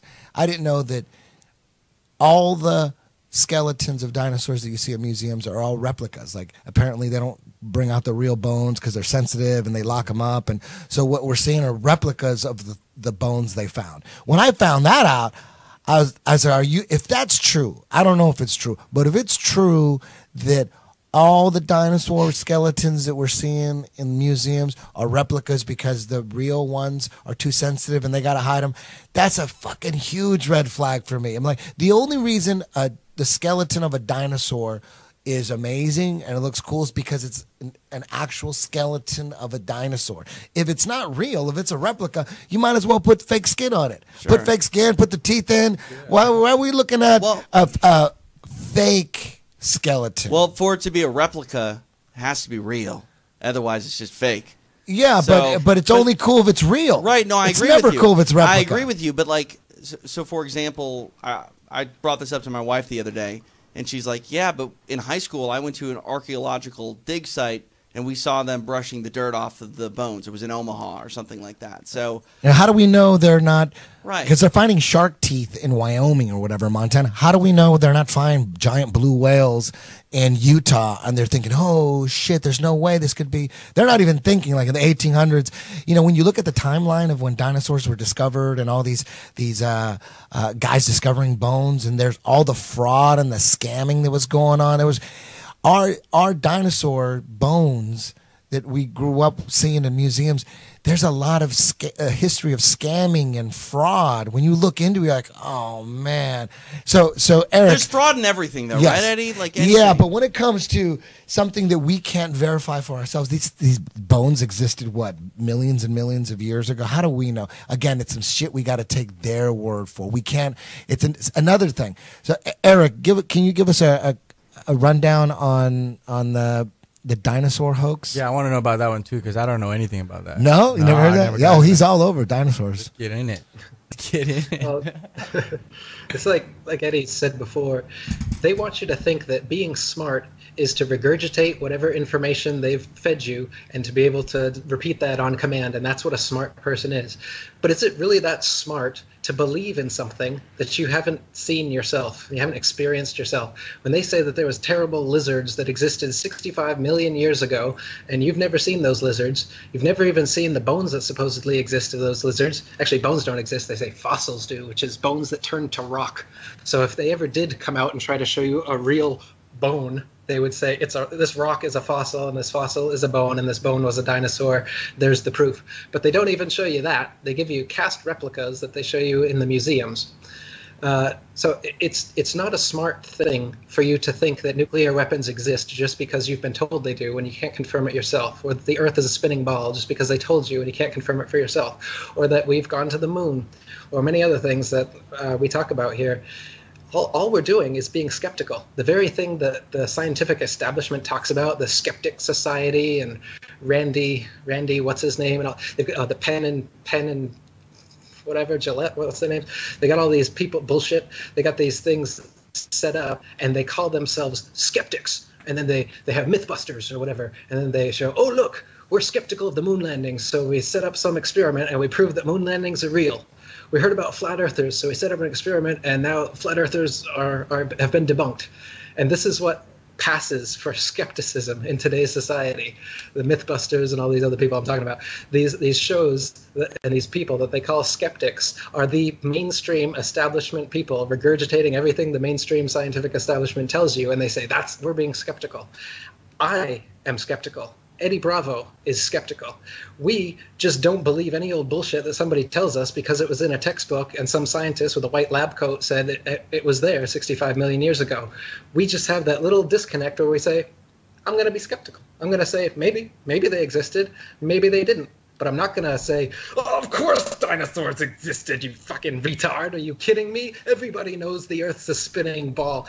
And this is what's been propagandized into your heads, is to react this way. Whenever someone is skeptical about something that you have no evidence for, you've been taught to ridicule that person and act like being skeptical is a sin. And so mine just began with that, my skepticism of the dinosaurs. And then I looked into the actual history of it. And it's ridiculous. Nobody had ever discovered a dinosaur until the mid-1800s, when Darwin's grandfather and Darwin himself were coming out with their evolution bullshit. They needed ape-man transitional species and dinosaurs to fit the link between swimming reptiles and land reptiles and flying reptiles. Now they're trying to say that they've discovered bird dinosaurs, and there's feathers that have lasted for millions of years, and so now we know that birds came from dinosaurs. But nobody in all of history throughout the world had ever dug up and saved a dinosaur bone until the mid-1800s, when they needed it for their evolution theory. And then shortly after that, they're finding them all over the place. They found dinosaurs. But then people started analyzing them and finding out that about a third of the original dinosaur species that they came out with, the Bone Wars, when these two Masons were going head to head, coming up with, discovering hundreds of new dinosaur species per year. And it came out that a lot of these were totally fake. And even the ones that weren't fake and are still heralded as being real were complete mock-ups that they did from, say, 3 teeth and a thigh bone, or something along these. The first dinosaur was that. It's called Trachodon, Toothosaurus, because they just found 3 teeth. And it's like, oh, it's 3 teeth, it's a dinosaur. And they made all the bones, and they put the skin on the outside of it. It's just fantasy. You know what a Tyrannosaurus Rex looks like? It looks like they found a big ass kangaroo. If you think about it, right? Little arms, those legs, that long tail. It looks like they just found kangaroos. Right? A lot of them, yeah. A lot of them are mixed bones of different species. They take whale bones and elephant bones and mix them together. Did they ever find? Do they ever claim to find a complete head of a Tyrannosaurus Rex? Do they claim that they found a whole head? And I mean, there has to be a date of when they found this, or maybe they found a bunch of complete Tyrannosaurus Rex heads, or are those all just made up? For the longest time, they hadn't discovered a Tyrannosaurus skull. But I think recently they're claiming that they've discovered one at Lucy. It's 98% complete, but you can't see it. You can just see the replica. But we promise it's real. I think that's the latest one they're trying to push. So they never claimed to find, because the more you look into dinosaurs, of course, man, the dinosaurs are for kids. They're like in kids' books. It's like a kid thing. So is monkey men, by the way. The ape men, the Lucy ape man, the Piltdown man. You look into the history of these supposed ape-man transitional species that they've been finding since the mid-1800s. Every single one of them has been debunked, including Lucy, which is one of the latest ones. They just take a bunch of human bones and ape bones, mix them together, and they say, look, it's a Neanderthal, it's a this, it's a that, it's a Cro-Magnon. They come up with different classifications for them, and then put them on a little thing that you've all seen since you're 5 years old, a little monkey, and then you, and a bunch of nonsense in between. There's a million questions that I got going through my head right now. Go for it. But I'm looking at YouTube, and some people chatting bring up some good points. And Eric a moment ago said that questioning things is like a sin. You're sort of chastised for it.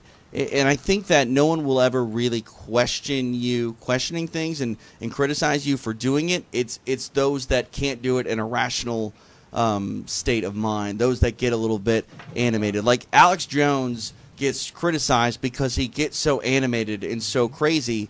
And, I watched the Rogan show that you guys did, and do I respect Alex Jones more? Yeah, absolutely. Because when he's calm, when he's collected and cool and comfortable and not so, not that he's not passionate, but when he can control his passion, he makes some sense, okay? I'm not going to say that he's right. I'm not going to say that he's right about everything, but he brings up a lot of things that ends up being true or plausible, or at least when he says it in a clear way with complete sentences and isn't throwing his hands up in the air and turning red in the face, it makes a bit more sense.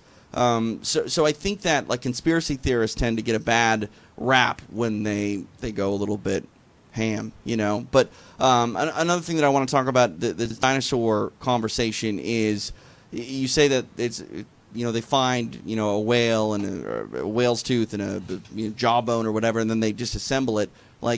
We do have DNA, right? Can we check the DNA of these bones and see if it is that of a whale, or how does that? Eric's laughing. I'm not trying to poke holes. I'm just asking questions. No, I'm laughing because you're just giving another thing that you can't confirm for yourself, that you have to take someone else's word for, and you're like, oh, well, if somebody in a white lab coat says that this is the DNA of a dinosaur, then I guess I'll believe him. But that's not being skeptical. I don't believe DNA evidence, just like I don't believe radiocarbon dating to say that, oh, we found a rock and this rock is 2 billion years old because the radiocarbon atoms have decayed at such a rate that we know this. I have no idea how old the Earth is or how old bones are or rocks are, just like we were talking about earlier. I have no idea, and neither do the scientists, but they come up with a bunch of nonsense to make you think that they know what it came from, and then a bunch of skeptical people just believe them based on their hearsay. Well, let me ask you this, Eric, then. What do you believe in? Do you believe in anything that anybody's ever told you, or do you only believe in things that you've researched yourself? So that's kind of like a straw man where you're trying to categorize me as someone that doesn't believe in anything. Not at all. I'm just saying that I accept a lot of things in life, and nobody thinks that there's a aircraft carrier conspiracy theory because we all know aircraft carriers exist. I love that rant that he goes on, and he says a bunch of other things that we all know exist. Nobody thinks bears don't exist. We've all seen a bear, but you haven't seen a dinosaur, you haven't seen a nuclear weapon, and you haven't seen the spinning ball Earth. You haven't walked on the moon yourself. All of these things. So you're just taking an authority's word for it, and all we're saying is be skeptical. Sure. And while you're being skeptical, there's a bunch of evidence that's totally against the mainstream version. And while you're being skeptical and looking at that evidence, you start compiling more and more of the evidence until you become like me, and you find that you know the truth. I don't believe the Earth is flat and motionless. I know it is. Water doesn't curve around a ball. The horizon is always level. Water doesn't conform to the exterior of shapes. A negative and positive pressure system can't exist side by side without a barrier in between them. Rivers only flow downhill, but on a globe they'd be flowing in all directions. I can get, like I said, 200 proofs Earth is not a spinning ball, and that's just 200. I came up with 200 because William Carpenter came up with 100 in the 1800s, and I wanted to double it. I could come up with 400 if you gave me enough time and incentive. People are doing it right now. There's new flat Earth proofs coming up all the time because it's actual, observable, testable, repeatable, natural science that we can do ourselves. The kind of science, in quotes, that you're getting from these figureheads is not observable, testable, repeatable, natural science that you can do yourself. It's stuff that they claim that only they can do with a Hubble telescope. Only we can take CGI images of fake planets with our Hubble telescope. You can't, but you can take a regular telescope and you can see that the images they give you are complete nonsense cartoons, and what it actually looks like is, pulsating lights in the sky, as we were talking about earlier. Right. I'm not trying to like challenge you. I'm serious in my questioning. Like, what do you choose to believe without doing research yourself on, and what don't you? Like, I mean, I've never met anyone with tuberculosis, but I believe that tuberculosis is real. Like, where do you draw the line on, like, okay, I'm going to go ahead and investigate this, or I'm not going to go ahead and investigate this? Condemnation without investigation is the height of ignorance, said one Jew shill. And I think that Einstein was right about that. I don't believe in anything, but I do investigate everything, and I'm skeptical. I don't just take things at face value or take somebody's word for it. I want to know for myself. And if I can't know for myself, then I will happily be in the place of not knowing, like I said about the dome or the infinite plane, for instance. I don't know, but you got a lot of people out there that need to know, that they're used to knowing answers for everything. NASA told them all the answers, or the Bible told them answers, or whatever it is, and they need to have some authority figure telling them answers, and they're going to believe that, and that makes them feel safe. But me, I'm the opposite, where I like to be skeptical, and I like to think, I don't know, and I don't think you know either. And I'm just going to be in that skeptical spot. And that's what's brought me to where I am here, where I got people asking me, why don't you believe in nuclear weapons and dinosaurs and the baller? Well, I've just been doing this thing where I don't believe whatever people tell me for a long time, and I test it for myself, and I try to figure out what I can know personally from experience for myself. And this is where I'm at right now. And I think everybody would be better off if they did that instead of just believing some authority figure that tells you you're on a spinning ball that was exploded out of a big bang and you're a monkey man that evolved. It's ridiculous, and it's obvious why they're doing it. They want you to think you're a monkey, a purposeless accident that comes from nothing. while they steal $50 million of your tax money every day. Seriously. So, hey, I believe in searching for the truth. I'm fascinated searching for the truth. What some people at night are watching boxing and kickboxing and MMA. I'm just trying to figure out the truth, sifting through YouTube videos. The funny thing is I got guys talking shit on me for getting on YouTube and watching documentaries, and then they'll send me a debunk video from YouTube. And I'm like, bro, that's YouTube. And they'll say, not all YouTube videos are created equal. I'm like, you are trying to debunk YouTube videos with YouTube videos? Don't you see what's wrong with that? It doesn't make any sense. YouTube's not research. You didn't know? Yeah. You got to go to the library. Yeah. You got to go to the library. Unless You're not wearing a lab coat. That's not research. yeah, like you have to. When people talk shit, oh, what did you read that at the internet? I'm like, dude, what the fuck do you look at? Are you going to the library? Who's going to the library? When's the last time you've been in a motherfucking library? Everyone's online. Everyone's online. And then people, they love to say, oh, the computer hacker geeks, they jump on that. Hey, did you hear that scientists said that we're in a computer simulation? This could all be a computer simulation. And everyone is like, yeah. Everybody's fucking. I saw that movie. Everybody's into it. It's the Matrix. Everyone's like, yes, that's it. We're a fucking. But then you talk about flat Earth, like, you're a fucking retard. Hey, honestly, the same people. Honestly, though, crazy. think about this. If bandwidth hadn't improved, none of this would have taken off. Seriously, because if you were on 56K modems, you're not renting these movies from the video store. Like, nobody is doing the research or getting access to the research that Without you would the need internet. to make. Yeah, I mean, if you're going to go ahead and really be a flat earther, like, you got to watch Eric Dubay's work. You got to do all that stuff. You got to read. You got to find this stuff. And, odds are you're not doing that, dialing into America Online and, doing all that nonsense. There was happening. a paleontologist on Joe Rogan's podcast. He had a green beard, but he hates Eric Dubay. Oh, I saw this. The one thing that he said he was like, dude, we're living in a fucking amazing point in time. All the world's knowledge, dude, you can get it on your watch. If you have an iPhone watch, it's all right there. They're like fascinated with all the world's information on a watch. And then you bring up some controversial shit that goes against his beliefs. Where'd you find that on the internet? I'm like, wait a minute, didn't you have all the world's knowledge on you? What is your phone connected to? Like a direct line into the library or something? That dude wants to destroy Eric. He wanted to take he a wanted base. to wait outside with a baseball bat if I was ever on Joe's show. And Joe's like, whoa, man, you want like physical violence on the guy? Wouldn't you want to just sit down and talk to him? And he's like, no. And the reason is because he's a paleontologist, which are these people who get paid for lying about this stuff. So I'm exposing what he's lying about, and his job will be null and void once the information that I'm exposing gets out. So he's pissed off because his cushy day job is about to go bye-bye once the dinosaur hoax He gets exposed. doesn't have a job. He's a bartender. He's a paleontologist We can't with afford a green goatee. Yeah. Dude can't do a sit-up. He doesn't give a shit about his body. His body looks like shit. He don't give a fuck about it. And he's talking about he's a paleontologist when he's a bartender. Come on, man. He can't even make money being a paleontologist. And he's like, If he was legit paleontologist and dinosaurs existed, he would laugh me off. He would not get violent. He would not say "fuck you, Eric Dubay." And all. I mean, if I could count the times he told me to fuck myself, I'd probably be a rich man dime every time.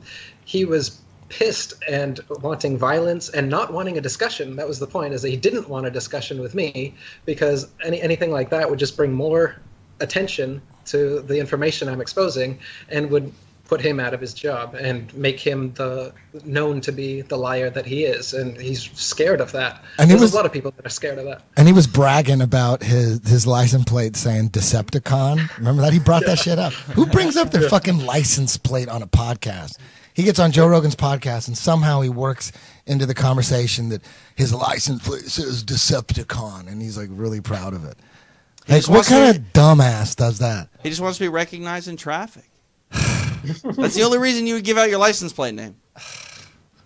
I got a question, Eddie. Now that you maybe don't believe in planets, what are you gonna do about 10th Planet Jiu-Jitsu? You can't play both sides of the table. Hey, I'm glad you asked. Can you see my? I saw that. Do you see this? You know, it's funny because you see this? Nathan told me last night. You're not changing it, are Do you? you see that? Are you? 10th plane. That's a nice 10th plane, I like baby. that. You're gonna change 10th plane jiu-jitsu. Who cares? Nathan told me. Wow. Nathan told me last night. He's like, man, it doesn't make any sense. He's got to pick one side. He can't be flat Earth and believe in planets. This is some bullshit. Get to the bottom of this. 10th plane, baby. You see the shirt? Yeah, this 10th is for plane. real. That's official. plane. That's for real. Yeah, take the fucking. It's 10p. 10p could be planet or plane. Planet is old school. Hey, I'm not ashamed of believing in. You know, I used to watch stacks and stacks of space documentaries. I'll just get get my natural medicines out, and I go deep trying to remember all this shit. Like, oh, that's a neutron star. Oh shit, okay, that's what a super hypernova looks like. Oh shit, okay. Oh, that star is 700,000 light years away from that constellation. Fuck, yeah, I better remember that shit. I was all into that. I was totally into it. I was super into anything space. Are you kidding? The Science Channel? Shit. Are you kidding me? I would DVR science, anything on space. Space, just show it to me. Hey, what am I going to watch right now? The sun? Ooh, or you know what? Let's watch some shit on Jupiter. I'd watch them over and over and over again. I was so into space. I'm not gonna lie, Neil deGrasse had me hooked on that Cosmos shows. I fucking watched everything on that show. I love that show. And then when I fucking know what I know now, I'm like, oh my God, you had me. You had me so good. I With the loved CGI. it. With all those CGI DVDs. All those DVDs, BBC, Nova, all that shit. The Morgan Freeman. Sorry, Jane. But I know you like Morgan Freeman. All that shit. You know, now it's like, fuck. That, you know what, the heliocentric model, or whatever they call it now, whatever the modern day model is, that seems way crazier than we're on a flat plane. The fact that we're floating in space, spinning around the sun, and the sun has got some gravitational pull on us, and we got the gravitational pull on the moon, and there's this gravity that exists, this force that is so powerful. It holds oceans to it. It holds buildings and trains to it, but it can't fuck with the goddamn butterfly or a fish. That doesn't make sense. That's not science to me. When people talk about science this, science that, I go, explain to me how that is science. There's a force that's holding oceans to the goddamn planet, keeping it from spinning and flying off because it's spinning 1,000 miles an hour. But somehow, you know, everything is science on the planet or the plane or whatever the hell we're on. But as soon as we get to a certain altitude, it's all magic. It's not science. All that's magic. Us floating in space, and we're being connected to the sun. It has this force that's connecting us. That seems crazy. And we're flying through the universe, and the universe is endless. Like people say, well, if the Earth is flat, where's the edge? Like, where's the edge of this motherfucking universe? It's infinite. Yeah. Oh, yeah. Right. Maybe the plane's infinite. I don't know. Sure. If there has to be an edge to the plane, there has to be an edge to the universe. I mean, and the big thing, you look back at the Big Bang Theory. We're gonna go on that. Something fucking exploded, and then that's how we started. Something motherfucking exploded, and then we're here. Come on. To get all like crazy, whatever the secrets of the universe are, I'm a human being where everything has a beginning, middle, and an end. So I therefore have to think that everything has a beginning, middle, and an end. But in the grand scheme of things, just to think about the beginning, something always had to have just been, right? Like something can't create something. Something can't, like a cause and effect. Like there has to always be a cause. Therefore, there always has to be a present. Or does that make sense? Like, yeah, I get it. Hey, man, I was violent when people brought up Flat Earth to me, man. I was I was fucking pissed. I go, I'm trying to fucking get Tower 7 out, and you're coming at me with this fucking Flat Earth bullshit. Have you fully accepted it yet? Because I'm looking at that 10th plane shirt, and that Earth sure looks round. You know what? Until I see pictures of what we're on from space, I'll never know for sure. I'm not sure. Because you know what? When it comes to those experiments, where, you know, every 8 miles or every mile it's supposed to curve. I can't really get behind that kind of stuff because if you took out let's just say it was round, all right, and it was 25,000 miles in circumference. It's like, and then you took away all the water. It wouldn't be like a ball, like a straight basketball. You could, because of the mountains and the valleys and the oceans and all the deep crevices. So who knows? It's like trying to measure the curvature on the side of a mountain going down. It's like there's no curvature; it's going down. It's like it all depends on what you're on. So, measuring the curvature on water, that makes more sense to me. But when you measure, every mile is going to be this building should be underground or whatever. I fall to the side where it's just too, you can't see it's too close. You need to be far away. So I can't really, buy into that so much. I don't doubt it, that much. I don't know. But to me, it just always comes back to, where are the goddamn pictures of Earth from motherfucking space? Well, you can have all your goddamn experiments. You can have the horizon rising to eye level. I'm down with that. The eye level horizon thing, that makes a lot of sense to me. But where are the motherfucking pictures? Let me stop you. Let me stop you for a second, because again, I didn't believe you, right? Like I still don't believe you. I think the Earth is round. So, with that said, you and I were talking about this podcast earlier this week, so I'm like, all right, I'm going to run to Google, and I'm going to Google pictures of Earth, because that exists. So if you look over here on my screen, I have it here. This is the one that I pulled up. This is from a Russian satellite, right? Yeah. And I'm looking around, and it's interesting to me. It looks real detailed, doesn't look... like you guys say it's not real, right? That's 100% cartoon. Okay, and that's fine. You can you know it is, right? You know it is, right? Why is it orange? No, let me just explain here. It's fake as fuck. So I'm looking at this. I'm looking at this picture that everyone can see right now, and I'm like, okay, I'm going to zoom in here and take a look. Again, I believe that the Earth is round, but why in the hell is there a hand? Oh no! Why is there a Photoshop? Why is there a hand? Why is there a Photoshop hand on the most detailed satellite? Well, because it's clearly Photoshop. Of course. A 4-year-old can tell. Right, but again, like, the point is, this is taking off, right? This whole flat Earth thing is taking off. If you're going to post a picture up on the internet and say that it's the most detailed picture ever taken from space, don't have the grabby hand tool still on the picture. Yeah. Well, they admit it. I mean, there's video of an artist that was assigned the job to make like a new Earth version 2 or whatever it was. He talks about using his imagination and taking these strips of data that NASA provided for him and then coming up with what he thought the Earth would look like based on these strips of data from satellites of the Earth. Come on, man. You guys, how many, 500, what is it, $50 million a day NASA gets for what? What have they provided for humanity? Space shuttles don't even go up no more. They abandoned the Saturn, the moon missions, and they trashed the Saturn rocket technology that took them there supposedly 6 times. You trash that shit. That shit don't exist. You're trying to get to the moon now. They're trying to get to the moon now. The head of NASA is in front of Congress going, "We're trying to get to the moon. We need more money." Didn't we fucking go there 6 times already? Don't we already? That's science. That's science to me. Right. That's street science. That's street detective science. Wait a minute. You went 6 times from 1969 to 1972. You went 6 times, all during Richard Nixon's administration. Right. The first time we went to the moon, right in the middle of Vietnam? Right in the middle of the Vietnam War? We're going to go to the fucking moon? Come on.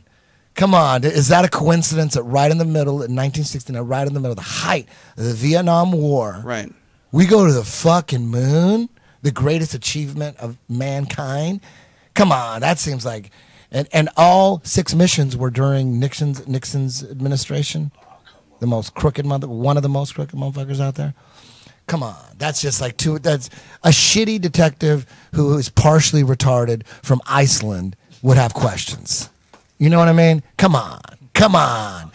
And now we're trying. It's 2017, and the head of NASA is begging Congress for money because they got to get to the moon, and they're going to figure it out as soon as they figure out how to get through the Van Allen radiation belts.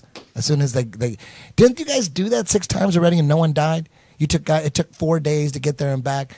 they're taking shits in their suits and everything's fine. How many Everything's countries? How many other countries have claimed to go to the moon? None. No one else has gone to the moon. None. Russia never made it to the moon. Nope. Interesting. Nobody. They claim to have flew by and they take a bunch of fake CGI pictures. China, and they're way worse than NASA's too. If anyone wants to have a good time, check out China's or Japan's moon images. They're even worse cartoons than NASA provides. So again, I brought this up as a hypothetical, and obviously it's not going to happen. But SpaceX says that they're going to take 2 people around the dark side of the moon next year. That's bullshit. Right. Because the guy from Virgin Atlantic, what's his name? Something Branson. What's his name? Yeah. He was supposed to do that. He was supposed to take people to the moon. Lance Bass was supposed to go up into space. And then Remember now that? Elon Musk is supposed to do this. Come on. So I'm curious, Eric Dubay, if someone calls you up and says SpaceX wants to bring you to the dark side of the moon, They'll kill him. They'll just take him and That's what I was well, thinking. wouldn't that be? I mean, Why would I come trust, on. You lost why would him. I trust these people to put me in a rocket? All right. Yo, hey, Eric, what happened? There's a conspiracy theory that one space shuttle that blew up in 1986, and there's a conspiracy theory that says that no one actually died, that those people are still alive. Have you ever looked into that? Yeah, it's pretty interesting. I mean, there's people using the exact same names, and they look exactly like those people that were on board the Challenger. And a lot of them, they use their same names, and they have teaching jobs. And I haven't looked into it too much, but people have looked into it more than me, and they're convinced that these people are, not only did they not die, but they're still alive using their same names. And you can see modern photographs of them, and they look like 30-year older versions of the people. They could be photoshopped, though. I've seen the pictures. It could easily be photoshopped. Like, that could be a hoax conspiracy theory that, who knows? Because they don't, I mean, really, the people at the top don't have any problem blowing people up and killing them. You know what I mean? So I don't know about that one, because they always use the same pictures of what they look like now, and they could easily be photoshopped. Photoshop Steve, he could do that shit easily. So I don't know. That could easily be a fake hoax or a distraction hoax. But Eric, what do you think of? What was the purpose of going from Saturn V rocket technology, taking people to the moon 6 times, and then downgrading to the space shuttle for a while? What the fuck was up with the space shuttle? I don't get it. What did we learn from it? What benefit did we get from putting people on a space shuttle? Well, they convinced everybody that we live on a spinning ball and that we've been to the moon, so they don't have to go back there and do any more reconvincing, because all that would do is make people even more skeptical than they might have been ahead of time. So the propaganda is complete. They put a bow on it, and now they don't want to go back there. They don't want to give you the original tapes because they don't have them, apparently. And why would we have? I mean, the technology that supposedly sent men to the moon was worse than a Nintendo Game Boy. So a Game Boy put us on the moon, but nowadays with our smartphones, we can't get there again. They say that they're developing technologies, and with the Van Allen belt, the astronauts even said, "How are you able to pass the Van Allen belt?" I forget which one of them said it, but he said, "Well, it hadn't been discovered at that time." Yeah. So that was an explanation for how they were able to pass it, was because they hadn't discovered it. So since it hadn't been discovered, they were able to pass through.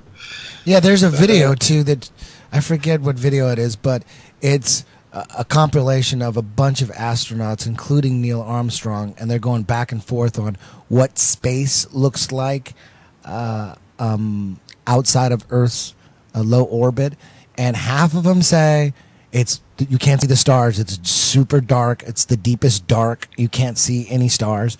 And Neil Armstrong, he said it's dark as hell. On the moon, you can't see any stars. It's really dark. And in Earth's orbit, you can't see anything. It's really dark. And then and then a couple other guys say the same thing. And then 3 other astronauts say it's so bright you can't even make out the constellations. It's such a white, bright light in space. The stars are, without the Earth's atmosphere to filter out some of the light. Oh, it's magnificent. It's just the universe is just this white, glowing ball of light everywhere. Have you seen this? Yep. Absolutely, yeah. Their own statements have changed from astronaut to astronaut. The statements change, and you can even see statements that have changed from one astronaut from when he started lying to recently when the lie comes out. So, what do you think about? There was during during the space race, when they were trying to figure out how they were going to get to the moon, there was a bunch of astronauts that died, right? A couple of them because they doubted that we could even go. Yeah, like eight astronauts died in 1967 alone when they were just like getting this whole thing ready. What it seems to me is that they were trying to find the right people to pull off the hoax, and they picked some. Well, I mean, like what's his name? Grissom. He was a whistleblower, and he was saying there's no way we're going to get to the moon. Just a couple of weeks before they supposedly went to the moon. A couple of years rather before they went to the moon, he was saying that there's no way we can get to the moon. We can't even get a phone call between Houston and where they were doing the takeoffs from, and the delay was very long. Yet supposedly when they did get to the moon, there's like no delay. They're like supposedly 300,000 miles away, and they're instant communication, just like with their satellites that are supposedly many more millions of miles away, but they're sending us through their million-mile internet connection. They're able to send us these pictures of our whole galaxy or of Pluto or whatever, and then you look at the picture of Pluto, and it's got Pluto, the Disney dog's face, fucking right in the thing. You look at the most recent picture of Pluto, and there's Disney Pluto. Or you look at one of the blue marble images, and in a cloud, it says the word sex clearly. Or other images, you can see copy-pasted clouds where they've just pasted the exact same cloud pattern in different places on their ball Earth. Or you look at the size of continents on the different pictures they show you, and you can see America is visibly half the size of America on their image from the next year. Or you look at the clouds in their videos, and the clouds don't change shape. You'll see the exact same cloud patterns for 24 hours. Or you look at the color of the water and the color of the land masses, and those are changing from picture to picture.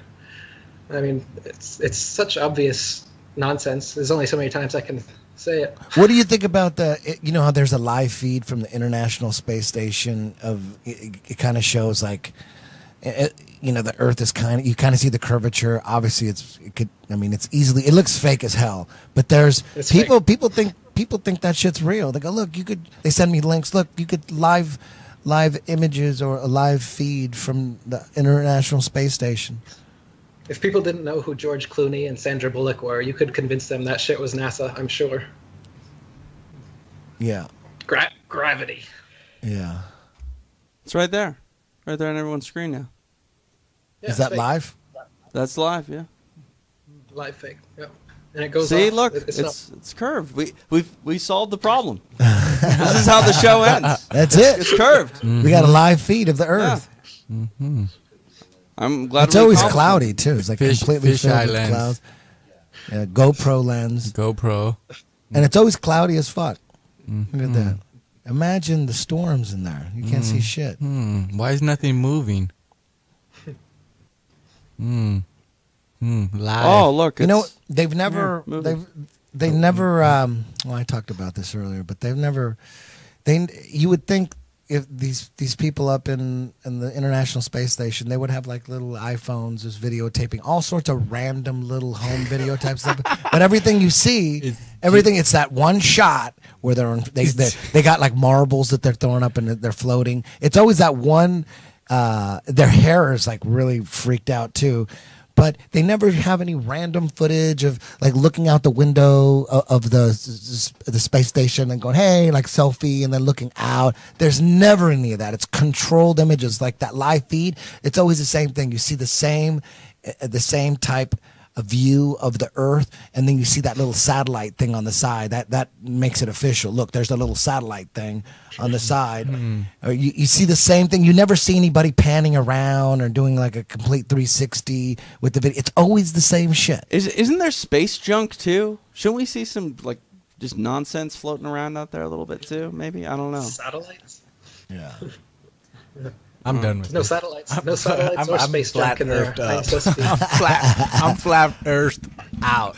I believe All right, it. hey, Eric, we're going to wrap this up, and I want to thank you for being courageous, and I'm sure that you're safe in Thailand, But we're over here. yeah, hey, we're probably going to get fucked with now. You're all crazy if that's the case. I'm the only sane one in the room. Yeah. I'll just say Eric said it. I was just Yeah.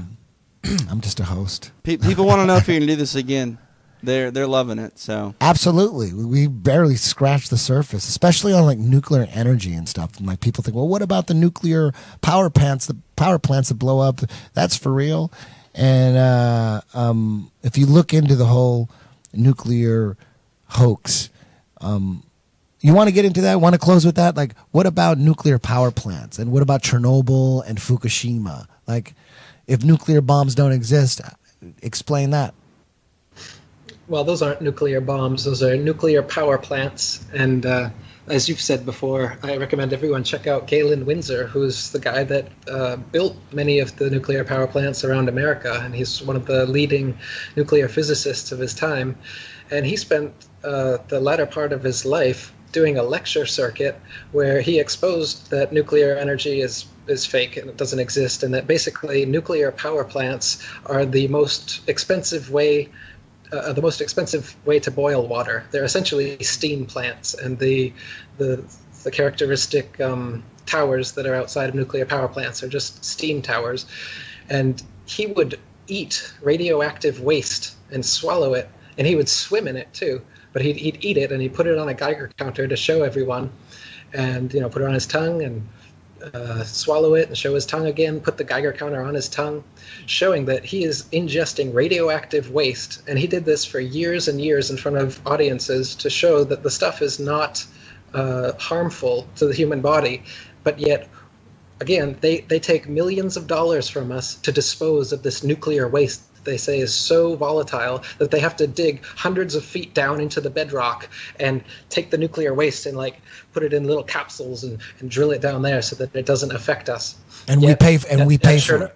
Yet at Chernobyl, where there's supposedly a nuclear power plant explosion, there's people that have never left there and are still alive. They were there when the meltdown happened, and they're still there now. Just like I said about Nagasaki and Hiroshima, the plants, the people, everything kept growing.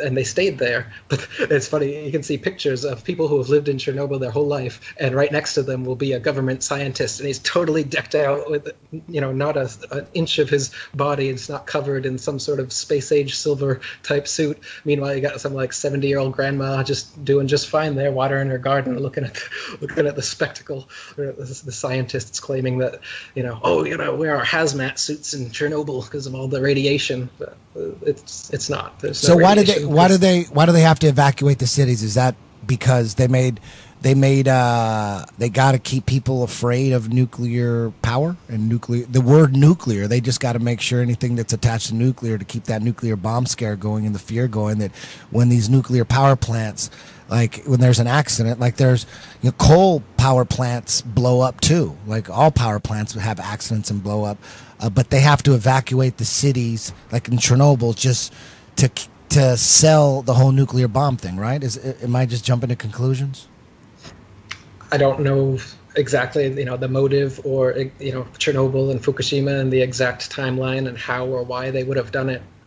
But surely if you're doing a hoax, then you need to update it periodically. So back in the 50s, you're having people hide under their desks because they think Russia's going to launch a nuke or whatever. Now in 2010s, you've got to say that your food is coming from Fukushima, and the food is bad, and Alex goes on about that forever too. They've got all these other conspiracies that you get all hyped up about, and you think Fukushima, oh, we got to be worried about that. It's killing all the life in the oceans and all this. Meanwhile, people, meat eaters just eat 10 billion land animals a year anyway. So the animals are dying anyway because of carnivores, carnism. Yet people are so concerned about Fukushima radiation, like that's killing off the animals or something. So they've always got a red herring, they call it. They've always got to focus your attention to their semi-conspiracies or their little things that they want to draw your attention to, so that they keep your eyes off of the real thing. So sure, mine and other people's evidence of the nuclear hoax was coming out right about the time Fukushima came out. Just like, the week I put out my Gravity Does Not Exist video, they came out and they said, NASA's discovered gravitational waves. And they're literally playing to the tune of flat earthers at this point, where they come out with a damage. Kyrie Irving and the basketball players came out, and then the next Monday, Neil deGrasse Tyson's on the Joe Rogan Experience. The next Tuesday, NASA comes out. They found 7 more Earth-like planets. They just got to keep updating the propaganda so that people who are starting to wake up don't awaken fully. Because once you awaken fully, none of this shit is nobody's gonna be able to show you another CGI planet and have you think that it's real ever again in your life. Nobody's gonna be able to show a spinning ball Earth with clouds that don't move and sex written in them and have you think that that's a legitimate photograph. They don't want. This is why the gatekeepers are so important. They don't want you to go all the way through the gauntlet to the end of the conspiracy truth, because then nobody can bullshit you anymore. They got to keep you corralled and believing this or that authority figure who tells you this or that supposed fact that you can't check for yourself. That was beautiful, Eric. Let's end on that. Thank you very much, Eric. We're going to do this again. We got to do a part 2. I just got to relax for a little bit. And Relax. let's end on that note, man. Yeah. That was awesome, man. I feel that you coming on we definitely didn't plan this. This was just all from yesterday. Yeah. Had no goddamn idea that this was going to happen. And, you make me look less crazy. I make you look less crazy. Yeah. It's that's symbiotic. the plan. It's part of the plan. Hey, Jesus. Eric, you still there? I'm still here, Eddie. Oh, man, I hope we didn't bore you with all that MMA talk and stuff. But I want to thank. Not at all. I'm a big fan of both you and Crone. I love what you guys are doing. Appreciate Eddie Bravo Invitational and Rubber Guard and everything you've developed with jiu-jitsu, and of course Hickson's a legend and Crone is as well. I was excited when I heard Crone was here. That's cool. Yeah. It's nice to meet you. Nice to meet you too, man. I really appreciate It's a beautiful you. thing, man. I'm going to be out in Singapore May 21st to May 20, that whole week for a super camp, teaching 2 classes a day, Monday through Friday. And then that Saturday is a 1FC show. It's going to be an awesome week. I'm going to be out there 7 days. I'm going to be in Korea for the weekend before, but who knows, man? Maybe Eric will make his way out to Singapore and we'll hang out and we'll do like something in person. I don't know how close you are to Singapore. You're pretty close, right? Isn't that like a 2-hour flight? It's pretty close. Okay. I haven't gotten on a plane across the border for a while, though. I keep a pretty low profile. Yeah. You know what? Yeah, you probably need to stay in Thailand until this flat Earth dust settles. Are you in Thailand because you just didn't want to live here in America, or why was there a reason to go into Thailand? My best friend since high school was a Thai guy, and I'd gotten into Thai culture, and I'd visited Thailand. And originally, I was going to teach English and go like country to country. It was my idea. And I started as an English teacher, but I just fell in love with the country, and I've been here for 13 years now. Yeah, it's like when you go to Thailand, man. I've been there once, and there's just a bunch of dudes from like England and Australia. They come like 15 packs, and they're like, dude, we're not leaving. Fuck that. They all try to get jobs there teaching English. Like, fuck that. They're treated like, if you're white and you go to Thailand, man, you're a rock star basically. Right, Eric? Yeah, in some ways. Yeah, definitely. There's that. Especially if you do martial arts too. Oh man. Forget about it. I get it, Eric. We're all human here, and we all have needs. I get it. I'm with you. But Eric, thanks. Hey, we're gonna do this again. We're gonna do part 2, Flat Earth part 2. I don't know when, but we'll do it. Crone will be back. James will be back. TJ will be back. We'll do it all again. Thank you guys for putting up with the bad Skype connection. I apologize for that, man. We put together this podcast, Radio Shack, Cracker Jack style. Hey, think about it, though. Think about what we're doing here. Like beaming across the other, further Beaming along the planet. Yeah. All right, but you know what I mean? Like, Totally. come on. This We is should have pretty kept big. it. We should have kept it just audio from the get go. You gotta. What did Fedor say? You gotta fall before you can stand back up. Yeah, You gotta make yeah. mistakes. You Yeah. gotta iron them out. Exactly. Eric, thank you again. Crone, James, TJ. See ya.